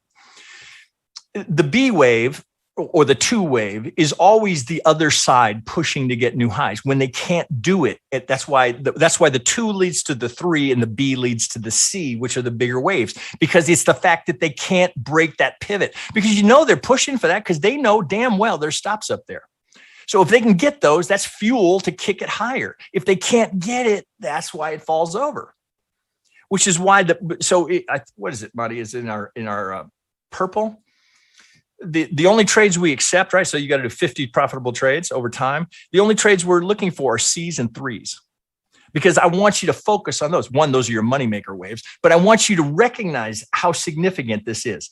When they can't get it up there to go get those stops, they're dying to get them. And that's why it falls over, right? And then right. So the longs, they're going to have trailing stops, right? So the opposite thing happens. The longs that are trying to get those stops for fuel, it comes down. Now their stops get hit. That's what drives it down. That's why the 3 and the C are often so big, particularly if there's prior structure to work with. So once we fell back into this range, you're kind of back into that accumulation zone. So you could at this point say, all right, well, Okay, here we got a little bit of a low volume here. Okay, maybe I double bottom, right? So double bottoms, double tops, also always significant. Let your eye be drawn to those because it's always the market talking to you. Same thing here. They're pushing to get that lower. They can't do it. So the stops that we guarantee there were stops sitting right here, right? So those stops get run, right? Are we going? You know, as it's sitting right there, I'd be patient here because this is maybe that's a 1. Oh shit, let's go to the 4. All right, when you've done all you can on the daily, right? Then you go down. It's only when you can't make sense of anything more, you can't see into it, then you go down. Then you go 4 or 8 or whatever it is that's going to let you see into that. Now that's not a great looking impulse. And we're kind of bumping our head. Well, here's right. So I can just what's relevant here. Well, you could draw it. You could do it this way, right? This is always good to have just handy. I might do that and say, okay, well, nothing POC looks like there's plenty of headroom up here, but this is going to run into some challenges. So every pivot, right? The market will use anything it can, right? So there's a high volume node on the way down. Okay, so that's the next little pivot, right? We know there's always an algo on the other side, right? Always. Don't forget to draw the top, the other side, right? There'll always be somebody on the other side of that, right? It's close enough. I'd take a peek at this to see if it's really helping. Right, ideally, you know, you're here, but I wouldn't shy away from that. Well, does that look like that's influencing the market? You guys have heard me say this before. I would be perfectly comfortable trading with no Elliott, just using me fibs and median lines. Right, could trade very successfully. That's all you need. The Elliott only if it's helping. Well, this looks like that's a 3. So that looks, so this was some sort of corrective that brought us something corrective because this wasn't impulsive, right? So there's a little Elliott going, okay, well, that's not impulsive. So the thing is likely not done. Just like here, likely not finished correcting because once that starts to roll over, right, that it's a 3, right? Not a 5. We didn't get this. Look at the Vegas wave. Oh, now it's just like it's just the trend. You can use moving averages just like you would supply and demand levels or support and resistance levels. So look what happens here. Right to it, down. Right. Oh, we're struggling. Now we're through. Now we're testing from above, just like you would support and resistance. Okay, up we go. So that looks like, you know, right now I would just kind of look at that and go, well, I don't fucking like that. That looks like maybe that's a shallow 2, 1, 2, 3, 4, 5. Okay, maybe that's an impulse that's completing. I'd look down here. All right, where are we? It's not really helping me much. Maybe I end up with a little divergence here. Maybe, but it's not really how I would base my decision. It's not good enough, right? So it's not good enough for me to go, I'm going to find a way to get into that. So if you didn't buy as you came back into this area that clearly is accumulation, I'd be looking for this to, what you want is a successful test from above that holds, because that's what they're doing. Is it safe, right? I always use that. Oh God, I'm certainly aging myself here. If you guys saw, what was it, Marathon Man? Or Dustin Hoffman, right? The guy's drilling his teeth out. Is it safe? Is it safe? That's really what they're saying here. Is it safe, or are more sellers going to come in here? Is it safe? Can I be a buyer here? That's what testing that level is all about. Is it safe to put on some size here? Because if that's going to be 1, 2, well, a monster is approaching. Well, now, right, trading principle number 3. If we're not going to pivot at the median line, we're going to hover around it. And it's going to decide, are we going back down? You'd almost rather have it go down here. Whatever this can be, if that's an ugly impulse, okay, give me a 3. Because now I'm buying in the accumulation zone, and I'm buying something technical. Okay, so I'm working off of geometry. Well, obviously, right? The next thing I'm going to do is pull up the fibs and say, okay, whoa, look at that. Oh, pattern, price, geometry. That's what you have right there. Right, confluence. So if I'm here, I'm going to let wherever, and I don't know that the top is in, but right, we don't, this could keep going, right? We don't know, but right here, if this is going to go A, B, and we're going to roll over, I'm going to be very interested right there. I'm buying in accumulation. I'm buying where it's technical. I'm buying at a 50. I know I've got an algo at my back here. I know that could go lower, but I know anywhere in this zone, I got an algo that will be there. We could say that. Now, where am I going to, I'm going to run into resistance right there. If it keeps going, I'm going to run into resistance right there. If it takes longer, I'm going to run into it right there. I know that that's there. Right? That look left, right? It's always right. If you have left to look to, if you're not at all-time highs, always look left. Always. It's just, okay. What's left? What's there? What's there? Because the market will use any pivot it can. Bots, algos, right? There's so many algos in here. I focus on the one only because it's the one that we can identify. We can track it. It leaves footprints. That's why it's so critical that you pay attention to it. If it does that, okay, great. I can buy here comfortably. Where's my stop? Oh, probably 707. I wouldn't give that a shitload of room. I wouldn't buy it with leverage because I don't need to. Why? Look at the price. Don't buy with leverage there, and don't put yourself in a position to where if it goes from the 50 to the 786, you get squeezed out. I'd rather take a small loser any day, and I'd go 3 or 4 times. I've done it many times, right? Particularly day trading. If it doesn't look right, usually the best trades, almost always, right? And I know you guys have experienced this. The best trade goes your way almost immediately, and there's no stress. It's like, oh, boom, I nailed it. Right now, maybe you're underwater a little bit, but then it'll start to show itself, and you're on the right side. You can feel it. If it's, oh shit, man, I'm underwater. Oh shit, right? Oh, this will turn around. Watch, it'll be a triple bottom. That's where you get yourself in trouble. I've done it. That's the only reason I can speak with such confidence and authority from that, because I've done that 100 times. Oh, the trader's prayer. Oh, just this one time, man. Oh, please, just come back. I'll never do it again. It's like, you drank too much and you're over the porcelain throne. Oh God, get me through this. I'll never drink again. I'll never do it again. Right? It's the trader's prayer. I have been on my knees. Please, God, bring it back. Please, I'll never do it again. Right? It takes years before you don't do it again. Right? Because I promise you, I did it again. All right. Just as you will. And again, all I'm trying to do here is shorten the learning curve. You can learn the hard way, like I did. I had the benefit of both learning from my own experience and then watching hundreds of people trade. Hundreds. Who's making money? Who's losing money? People buying breakouts? Well, every now and then they'll get one, right? And they're all excited. And the next breakout that comes, they're going to buy it. The next breakout, next time we get a breakout. Breakout. Oh, how did that work out? Breakout. Oh, breakdown. Oh, it's going lower. Double tops, double bottoms should be double tops, double bottoms should be something your eye is always looking for, because the market uses those. That's it's retail bait. Oh, breakout. Right. All they're doing is creating liquidity. Now, sometimes, right, it will go. Right. If it does that, sadly, that's the worst thing that can happen. It's like this trade coming back, the trader's prayer. If it comes back, all it does is reinforce the bad habit. Next time you're like, well, right, I know I shouldn't do this, but it came back the last time. Let's give it a little more room. Oh, maybe that's going down to the golden zone here. Maybe it's going 786. I can hold. It's just not worth it. It's always better to take the loser and go, fuck, right? Nobody likes to get stopped out. I hate getting stopped out, but I'm at peace with it because I know that I can reevaluate there. If that's going to pop there, we're going to go a little bit lower, and then I'm going to get this. I'm going to buy that just as aggressively. Knowing, okay, well, now I've got less risk because I got a stop to work with, rather than this was a little bit deeper, right? Well, now I can work with this because if that breaks, well, then something else is going on. And the analysis was incorrect. We're not impulsive, we're corrective. And that same pattern, that same 3-legged pattern is just happening to me the wrong direction. All right, Monty, what do we got here? So I guess in closing here to Jay Nasir, you're not at a place to be a buyer. Now, it's a good sign that we're kind of turtle heading out of this accumulation, but you don't want to buy right there, right at the high volume, right at the median line. You got to risk letting that run away from you and recognize that if it does, you're just going to wait for the next 3 that gives you an opportunity to be a buyer like that, right? That's all you can do. That's all you can do.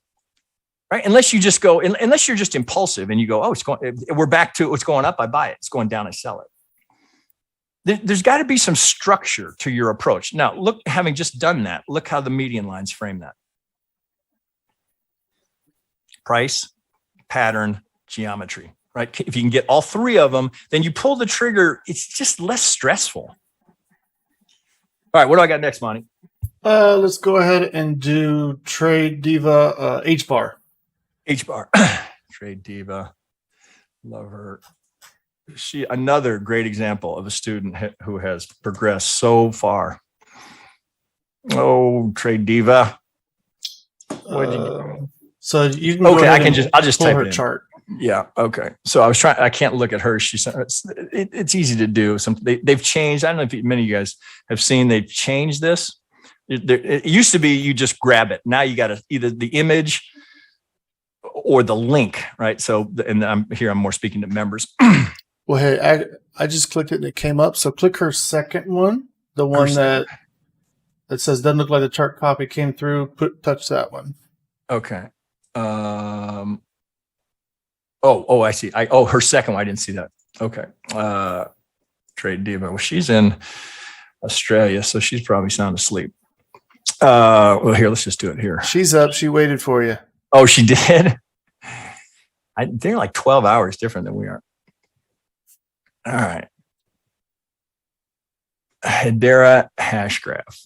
This has been getting some buzz lately. Oh, I got view only here, so I got to do the. Well, here, maybe I can just. Well, I like to do this so I can dig in there a little bit better.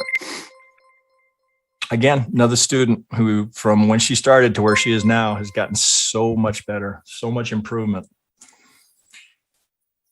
She's wrestling with exactly what I was talking about a little bit before, the temptation to take profit too soon or stops too tight. You know, it's a fine line between your stops being too tight and giving it room to breathe, right? It's a fine line. So that's why you have to lay it out in advance.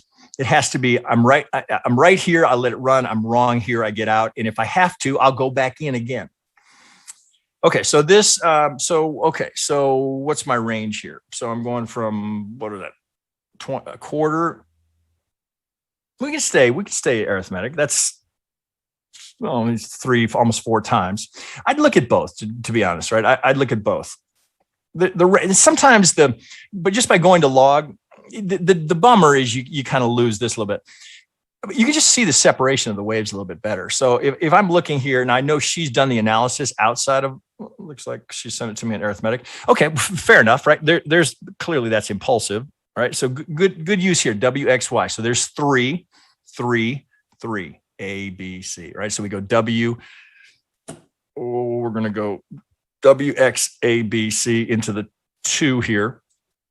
And it's good structure, right? So that's all where you would anticipate, right? If we're going to come back here to this range here, that's where you could almost do it this way and say, okay, so this is where we came from, right? Here was the little test. Now we go. I might draw that up a little further.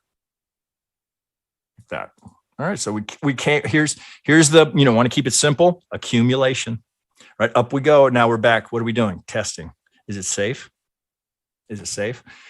WXY. So it's complicated, but at the end of the day, it's just the same pattern again, right? So we can complicate the hell out of it, but at the end of the day, that's all it is, right? It's all it ever is just a 3. All right. So 1, 2. Okay. All right. So let's dig in there a little bit. Well, one thing we know right now, just looking at this, we can say with absolute certainty, as long as this pivot holds, we have 80% probability of getting there. Now, 80% is not 100%. 80% is 80%, right? So I'll take 80% odds anytime I can get it. Where else in the market can you get 80% odds? That's a rhetorical question because there is no other place. None. That's the single highest probability trade the market gives you. Period. Right? That should sink in. If you don't know that, then today your world just changed. That's the highest probability trade available to any trader in any market at any time frame. Period. Now moving on. Is account helping there? What do we got down there? It doesn't look like an impulse. That doesn't look like an impulse. So it looks like I've got some sort of can I get?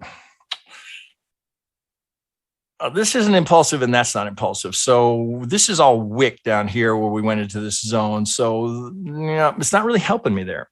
This looks like an ugly finish.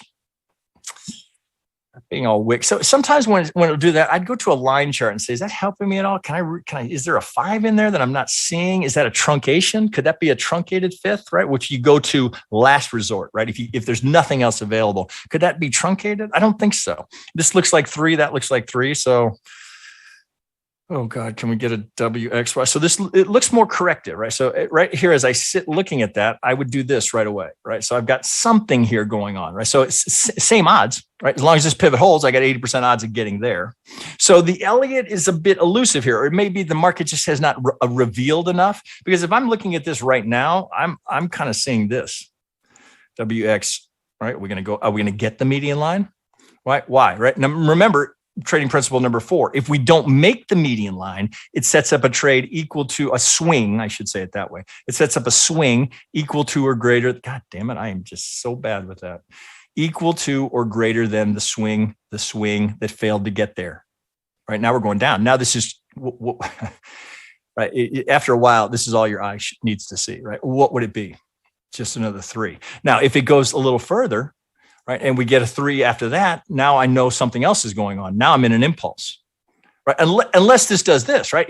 Right, the 3 can always turn into the 5. Now, oh, wait a minute, maybe I got an A, right? Maybe it's just part of a larger 3, right? It's always internal that goes external. That's it, internal that goes external, right? If there's another hitch on it, it's just a bigger 3 that came from this pivot rather than this pivot. If we're going to go up and get that, right? So I'd be watching this, but I wouldn't be a buyer here. So I look at that, and when I say that, it's not that this isn't a great pair. Couldn't be a really successful crypto pair. I don't know a lot about what they're doing, but the trade as it sits right there, that's not good enough for me to risk money, unless I just want to buy because I've done the fundamental research and I want to, excuse me, I just want to own this project. But as a technical setup, it's just not good enough, right? So if you bought the turn here, or if you took the turn here, excuse me, guys. Okay, well, I'd play it out, right? If I'm long from here, I'd play it out for the odds to get to the median line. But this is going to need to start looking a whole lot better because I can't start here.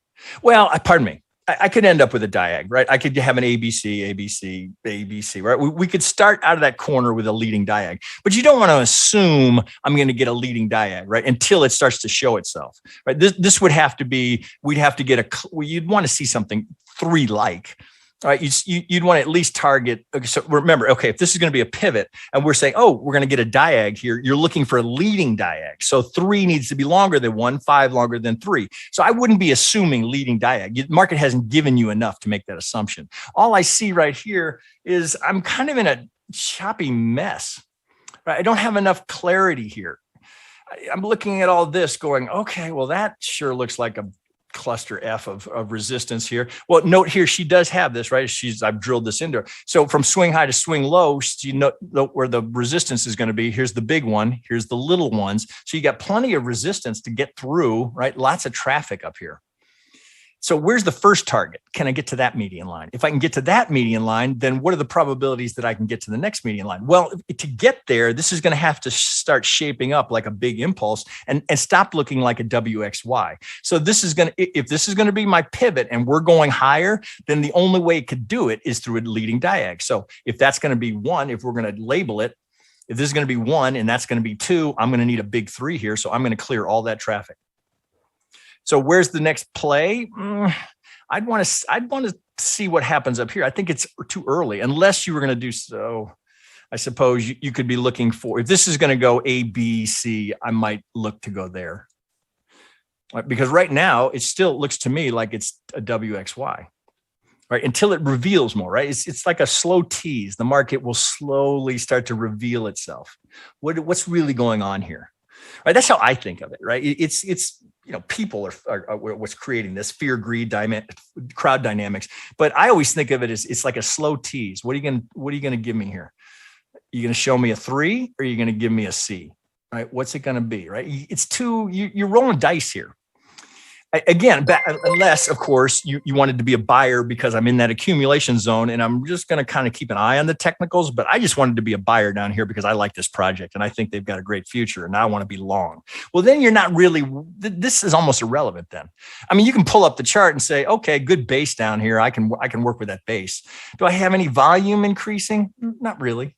There's really nothing here saying, oh, this thing is ready to rip, right? When we were going up, right? Lots of pump volume. Right now, it just looks like a big cluster, right? So in the same way that this is all a basing period, right? You're going to have a lot of traffic to clear here. You got to get through all that.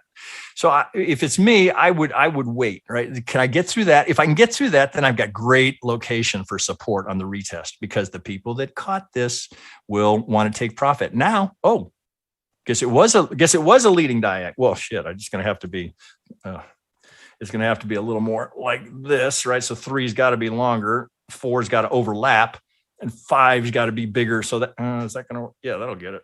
Right. That's if you're mapping that out, saying this is my low, this is my 2, because I did a 3 here. This is really all that's left. If we're going to go, right, it's got to be a leading diag. Got to be. Right. Otherwise, something else is going on here. So is that good enough? Are you willing to roll the dice here? I think that's a little bit heads I buy, tails I sell.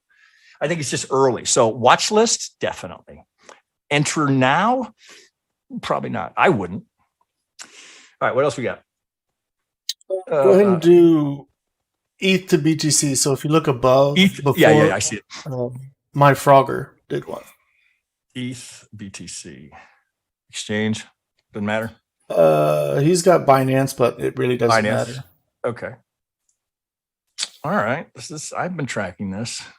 So he's got a 1 week time frame, and basically from the B right, or the the X there, you've got hitting a golden zone. Okay, so this is that's funny. So this is somebody else's work, right? So that's just when I copy, I get all of your work. It's funny. I get all of it. So let me get rid of this. Not that that's not good. I don't know what's going on there. Okay, so let's get rid of that. Let's get rid of remove drawings. Let me get my template on here in case we want to look at. Let's go there. Let's go there. Let's go here. I got a gazillion temps, but this is my basic. I want to see that OBV. I want this fucker off of there. Okay, I'll keep those down there. Okay, this looks interesting, right? So a lot of people watching this trade. So, I kind of do the same thing, right? So, all right. So where it looks like I've got basing down here, right? So that's accumulation, right? Which is right out of a Wyckoff kind of approach, right? So here's the little, are we going to make it? Retest. Is it safe? Is it safe? Safe. All right. Well, you got 2 obvious pivots here that I'd be checking, right? So how do we look there? So you think that's coincidental? Right. I promise you it's not. Right. So where do we bump our head? Golden zone. Right now, look left. Right. I mean, we don't have to wonder whether algorithms are trading in here. We don't have to wonder about that. Right. That's just what you would anticipate. Just like those other charts where I was saying, oh man, there's a lot of traffic. That's a lot of road work it's got to get through, because we got to get through the 50 in the golden zone. Oh, right. It not yet, right? We're not in the clear yet. Now you got this one as well. Now look at that, right? I promise you guys, it's not random, right? So we got the 50 and the golden zone right on top of each other, and that's where we find resistance. Now that doesn't mean we can't get through, but if you get through here, you got that one to deal with, right? So there's always going to be traffic to get through, right? When I start up in the day in the S&P and the NASDAQ and the markets that we day trade here, it's just traffic on both sides all the time, right? That's what's so brutal. There's an algo at every pivot. But okay, good, nice basing action here. Here's the first little signs. Oh, maybe we're going. Nope, rejected. Now we're through. Okay, well then 1, 2. That sure looks like a 4. Oh, do we have a time frame on this, Monty? He showed a weekly, but weekly? Oh, that's interesting. Well, let's go to I always go to a 3-day before I get to a weekly. Let's see if I need to go to a weekly. Okay. Well, so at the end of the day, how would we describe that? Right? It's big, but it's just another 3. Right? Internal that goes external. That's all it ever is. Right? So same thing here, same thing here, same thing here, same thing here. Internal that goes external. Nice accumulation. Are we going to retrace that far? Well,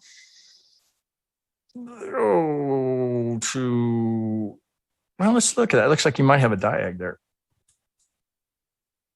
Let's just measure it. All right. So if this is a good follow-up to what we were just doing. Okay, so let's see if we can label this, right? So this sure looks like at this point that's ABC. ABC, which gets a little skinny in here. Do we have no? Well, so it has to be. So let's check this. If we're going to go diag, that's one. Again, guys, this is, you're seeing this in real time, right? It's not like I set this up. So that's 1618 to the tick, right? This is 618 to the tick. Right? So you should start to recognize, and members all know this, right? But YouTube subs, you should start to see, right? We are simply not that precise as human beings, reacting emotionally. We're just not that precise, right? So you can just look at that. I know that's an algorithm. I know that's an algorithm. We are not that precise. 1, 2. So could this be a diag? Yeah, sure could. All right. So if that's the 1, all right, 1, 2, 3, 4. Boy, that's a big 5. But is that a diag? Is that that's too big. Let's go. Here we'll do minuet. Let's put it in white. All right. 1, 2, 3, 4. Now that's a little deeper than you'd like it, right? The ideal spot for a diag is the 50. All right. So I got wicks coming through. So we lost the algo here. It looks like we're going to lose it twice, right? But we'll go back and pivot. Looks like it loses it twice right here. So when it breaks 1, just by a little bit, I immediately go back 1. Now let me take this one off. Right, because that's what the algorithm does. The algorithm doesn't care. It's just working from pivot to pivot, right? It doesn't see all this. All the algorithm sees is this: swing low to swing high. Doesn't matter, right? Where do we go? Right in the golden zone, twice at the Vegas wave. Pattern, price, right? So, okay, so it can't finish here, because you might look at that and say, oh, could we have finished there? Well, before I say that, I should double check. Doesn't look like it would be long enough. Oh, Bobby damned. It is long enough, right? That could work. 1, 2, 3, 4, 5, right? So the qualifier is in a leading diag, 5 longer than 3, 3 longer than 1. So it just barely makes it. All right, so actually that makes this count look a lot better. So you get, if you want to really do it the right way, you do this. I did a little throw over there. Do it that way. I allow for a little wick, but I don't want to cut through any bodies. 1, 2, 3, 4, 5. It's skinny. Now I'm pulling from the absolute low right to the 50, right? So after that, what am I looking for? I'm looking for 3. It's a little skinny on the 3, but that's a pretty good looking setup for a leading diag to come down. Now, ideally, you would have liked to have seen it like this, right? You would have liked to have seen that go a little bit higher. Maybe you come golden zone, but that's not what you get. Right. So, at this point, if you didn't take advantage of any of these retraces here, some of this stuff that was technical, well, you would now, here, we can do it this way. Oh, fuck, here, come here. Oh, I want you micro, that'll work. Oh, so let's get a 1 on that. All right. There's a 1, there's a 2, looks like 3, 4, 5, just placeholders. That's all they are at this moment in time. Let's go to, we'll go green here. All right. We're 2 and through first target. Here's third. We're 2 and through. So that's starting to look good. 1, 2. ABC, right? So double bottom, right? Double bottom, double bottom. So what do I want here? If that's my 2 and that's my 3, 50, double bottom at the 50. Again, just always looking left. There's really nothing here standing out. Okay, so now I can just look at this and say that's not good angle for a set of median lines, right? So even if I were to put it on here, right, we're way too gone, right? The angle's not good for it, and even this one, right? There you'll get to where you can spot just with your eye the kind of angle you need. A leading diag doesn't give you a great setup for a set of median lines. So you got to just work with more traditional support and resistance levels here. So since we've popped here, well, this looks so 4-ish. I think you're kind of left with that. Now let's see. That was at the 50. Okay, 1, 2. So this looks like that. Right? So that you can kind of look at that and say, boy, wouldn't that make sense? All right, leading diag 1 here. Now the 4, the 2, not great, short, sharp. This is a little more complex, but all right. So you're probably close enough to alternation, right? I always consider it a guideline rather than a rule. So ABC 1, 2, it's a deep 2, but it looks like we're off there. So if that's 1, 2, all right, so let's go, shit, we're on the 3 day. I forgot we're this far out. Let's go up. All right, so let's look at this. All right, so right off the bat, it looks impulsive, and I'm almost just kind of inferring that. Oh, God, Someday I'm going to get better at that. This just looks like a 3. Right? This just looks like there's our pattern, right? It's a little skinny. We didn't get the legs on that, but it's still, that's a 3. So there's my correction. So I'm inclined to think 1, 2. Oh, that's clearly a 5. That's clearly a 3. Kind of ugly, but you can probably get an end. Yeah, you can get an ending diag out of that. 1, 2, 3, 4. Maybe not. You might have to do that here. Well, at this point, I wouldn't stress it. Looks like 1, 2. Shit, can you even get that? I'm on a 4-hour. I'd dig lower. I wouldn't be overly concerned. Now, so what's the threat here? This could be ABC into a W, X, Y. But the reason I think that's less likely is because of the size, right, of the 2 relative to the 4. If this is going to go complex into a WXY, we'd be pushing the range in time. Again, it's not possible. It just would be atypical. So if this is 1 and a deep 2, it is a deep 2. 1, 2. Well, same thing, right? Again, same thing over and over again. That's your superpower. 1, 2. Where am I looking for the 3? Let's label it. 1, 2, 3 at the golden zone for another double top. 4, 5. Let's bring that down. Micro. Let's go to blue here so we don't get lost. I'm looking for that 5 up there. All right. Now that's not so deep that I would start to use this. Okay. Already got my look. I love it when this happens in real time. So you guys can see it. It's a little different when I've done the video ahead of time. They're like, did he set that up? Is this all, did he do this ahead? Right. I get that when it's happening right in front of you in real time. So what did I just dwell on? Let's get these. You want to get them right on. Okay. What's the single highest probability trade available to any trader in any market at any time frame? There is nothing better than that. 80%, right? So the emphasis point always has to be, you got to get your hard pivot here, right? That's my timer here. We're running out of time. Okay, so let me hit that. My point here's what I'm trying to communicate.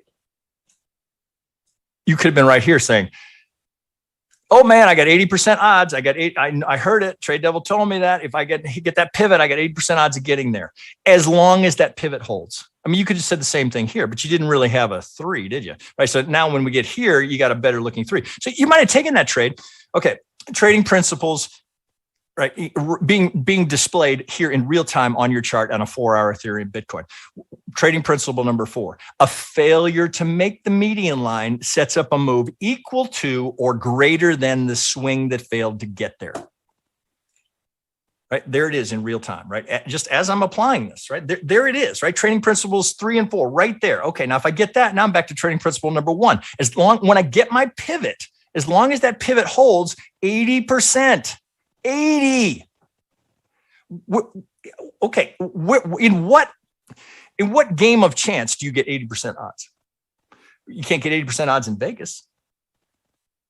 You're not going to get, you know where the only other place you can get it? Selling options. That's the only other place you can get odds that good. Is actually slightly better. 90% of the options purchased expire worthless, right? It's the only other place where you can match that probability, right? But that, you got to know that. That has to be one of the first things you go to. Pattern, price, geometry. Right? I'm leaving out time because I'm using the geometry to forecast ahead in time. Because when I'm right here, I don't know when that's going to happen, but I can use that median line as a bit of a time component. It's a leading indicator. We like everything down here, all lagging. That's documenting what's happened. What's leading? When I'm here, that's a leading indicator. It's leading me into anticipating that I have good odds of getting there, and I'll be damned. 1, 2. Well, I'm looking for that 3 up here, right? Maybe it's here. Shit, I don't know. I've already hit, right? The 80%. Now, keep in mind, now the 80% is burned, right? The 80% is spent. So the only way I could get it again is I'd have to do this, and I'd have to draw another one. Then I could get my 80% again. Right? I could do this. Same odds, as long as this pivot holds. Same odds, right? So I would take that in a heartbeat, right? So if I could get that, what do I get here? Pattern, pattern. I'm looking for 3, price, fib, zone, geometry. Right now I get it again. I get 80% twice. So you can get 80s, in a good impulse, you can get 80s 3-4 times on the ride, right? So that's why you want to keep doing it, because I keep getting 80s. I keep getting 80s all the way up. Right. And when it fails, the market is screaming at you. If it fails to get there, what's likely to happen? It's not that hard. But I know when I do it, because I've been doing this for so long, I make it look like, oh, fuck, well, this is easy. It takes time to where you can read the market this way. But no, I don't switch back and forth between, well, I don't know, let's throw in a little GAN in here. Oh, well, let's throw a little price action. Again, your superpower, same way, every time, every chart, every time frame. If you do that and you're not stupid about money management, as in, oh, yeah, well, I know it was 80% if that pivot held, but I might just give it a little more room. Maybe it's a WXYXZ. I'll give it a little more room. Maybe, double bottom. That's what's happening. As long as you don't do shit like that, which you know you're doing it when you do it. You know you're doing something dumb, right? In the back of your mind, you know it. Always better to take the small loser. I'll go 2-3 times if I still think the trade is right, because maybe we're here. It's not quite golden zone. Oh, and it rolls over one more time. Ah, shit, stop. God, I hate that. Maybe I'm going to go here. Maybe I'm going to go here. But once I get a good pivot, right, then I can lean into it. So maybe I got stopped twice, but as long as I didn't just hold it, small loser, right? That's the name of the game in trading. Small loser, small winner, small loser, small winner, small loser, big winner. You got to avoid the big loser, which I know it's so easy to say, right? But really it shouldn't be, because you do it to yourself, right? That's the perversion of it. You do it to yourself.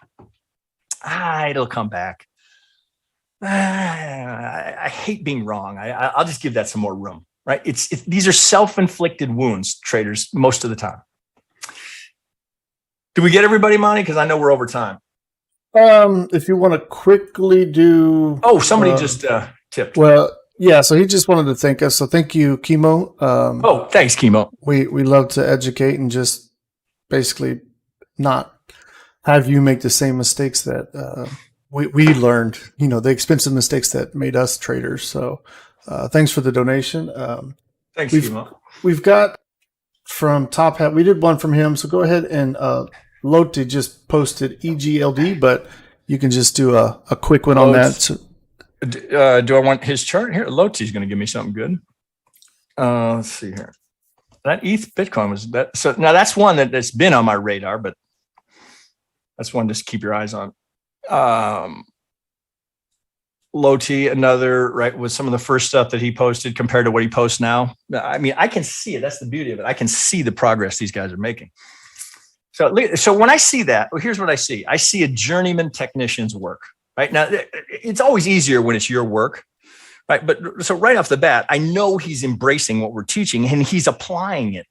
I mean, he's got everything on here. Everything, right? I mean, look where the POC is. Look here, right? So from this corner, what did we get there? Now, this is, again, see, I could show this to you 1,000 times, but you until you internalize it, it's going to happen and you're going to miss it, right? So I have absolutely no idea what EGLD does. I don't know what they do. I don't need to know what they do, because what do I get right here? I get a corner pocket, and I know if that pivot holds, 80% probability. Where did we just hit? Now, look, we're also hitting, and this is pretty sexy here. He's working another median line. So he's got the confluence here of median lines. Do you see that, right? How those two median lines are hitting? That's sexy. That's good TA, right? So, but again, he's been at this for a while and he's been studying with us for some time, right? So now you look at that and you'd say, all right, well, it sure looks like you could go 1, 2. Now the 80% is burned here, right? So that's already spent here. Let me.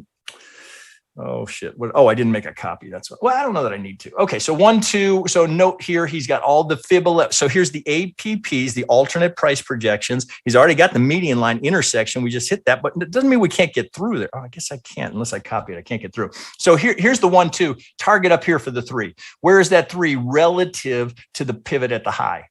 swing down. Here's the golden zone. We're approaching the 50. So if this is going to go 1, 2, 3, you can anticipate. Well, look here, another set of median lines. Where would that line up with that 3?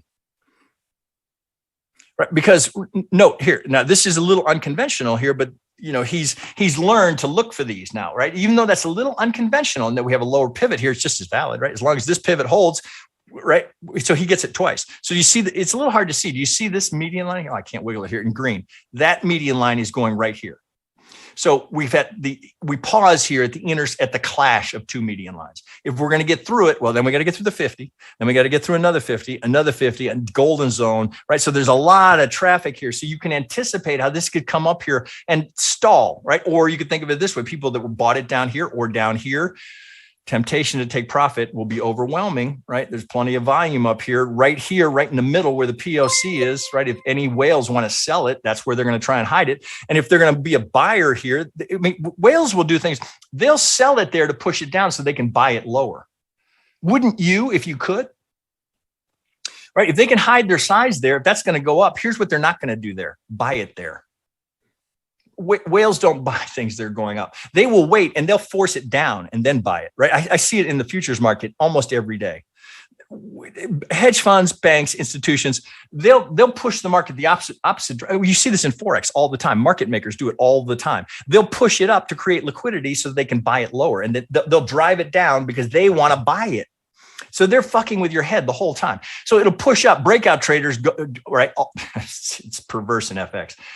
The breakout traders take it. The market makers use that liquidity to short it, push it down so they can buy it lower.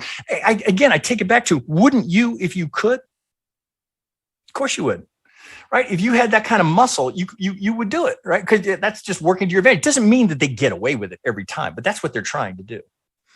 So this is great work. And I know that's a little bit hard to see because he's got multiple APPs. So we've got here, note he's got a secondary count here because this right now, we can't distinguish whether that's a 1, 2, 3 or an ABC, right? But it's the same thing, right? So what do we have here, right? Just another 3, right? That's all the market is ever doing is just internal that goes external, internal that goes external. Right? You can break them down. Well, here's internal that goes external that turns into a 5, right? So this becomes the 3. This was a 3, and then this became the 3. It's the same thing, right? That's what your eye should be drawn to all the time. Where's the 3? Where's the internal that's gone external? And if that keeps going and it goes to the 1, 6, 1, 8, well, I got a pretty good probability that I just caught myself a 3. So what am I now anticipating? I'm anticipating that the 2 to the 3 and the 3 to the 4 is the next pattern like this one, right? So then it just becomes another 3, right? This becomes the 3. Well, fuck. You get my point here that I'm trying to draw. This becomes the next 3, the internal that goes external. That's all it is. That's all the market does over and over and over again. And all we're trying to do with geometry like this and all the fibs and everything we do is just trying to get in sync with it. And if you can get in a position where you get an algorithm, where it's not that you're just trying to ride their coattails because we know what they're doing. If it pivots there, we know what happened. We know an algorithm kicked in there to buy it, right? So now we want to tuck in behind them. It's like drafting, right? If you're cycling or a runner or anything, right? You want to draft in behind them. I was a competitive cyclist for a long time, so that's how I think of it in my mind. Oh, well, I want to get behind that guy because I can just tuck in behind him and let him take the wind. Right, that's your number one. That's the main source of resistance when you're a cyclist, right? Is the wind, is the air, right? So I'm going to tuck in behind him, let him take the wind. So that's all you're trying to do here is tuck in behind them and let them drive it. You just want to hide in behind them. All right, we're way over time here, Monty. We got to wrap, or we're going to go. We're going to go 3 hours. That's everything anyway. We've been live. Yeah, that's good work, Loti. So. Yeah, that's beautiful, right? Well done, Loti, right? So this is one here. I wouldn't be a buyer here at this intersection of median lines. I'd be just now waiting, right? Are we going to go 3 up here? Wait for the 4, right? You're too late now. You got to wait for the 4 to catch the 5. All right, let's wrap it up. Thanks everyone for taking part in our first live stream. If you are not subscribed already, go ahead and push that subscribe button just so you get alerted that we're going live. We're going to be doing this a lot more. So we're going live tomorrow, are we not? Yeah. But just so traditionals, as long as everyone push subscribe, they'll get the alert, and then push the like button on this underneath the video, and so we get a little bit more eyes on us. We've never been one to, push and say, hey, like, subscribe, retweet, all this other stuff. We normally just keep to ourselves and let our analysis do the speaking for us. But we definitely want to get more eyes on this because there's so many out there that are not, that they push and then they get 300,000 subscribers and they're not doing as good a work when it comes to, I guess, technical analysis as we are. We really want to help you all. So push that like, subscribe, and the other thing to note here is you guys are seeing the TDU methodology, which is very focused on our three components here of fib swings, geometry, Elliott when it applies. But MonteCrypto will be doing he has a very unique approach here that is more price action based and support and resistance levels. And you'll get to see an entirely different approach for those that aren't drawn to the Elliott wave. There are other ways to skin a cat, and he's going to show you some different ways to approach the market. So you can look for that. So it won't always be this particular approach because he's got his very own unique style. Yeah, and I'll be doing that Wednesday. So Wednesday will be my live stream. Tomorrow's going to be Traditional Tuesday. So members are going to post traditional charts, and so tomorrow you'll see but crypto. Right, you'll see forex, equities, commodities, everything like that is whatever they request members. So if you're not currently in the Discord, go to TradeDevils.com and click on the free or paid if you'd like. But you're able to come in our Discord. So I'll do a video as well on how to do that when I do my live stream. So, but thanks everyone for joining, taking part, and we'll see y'all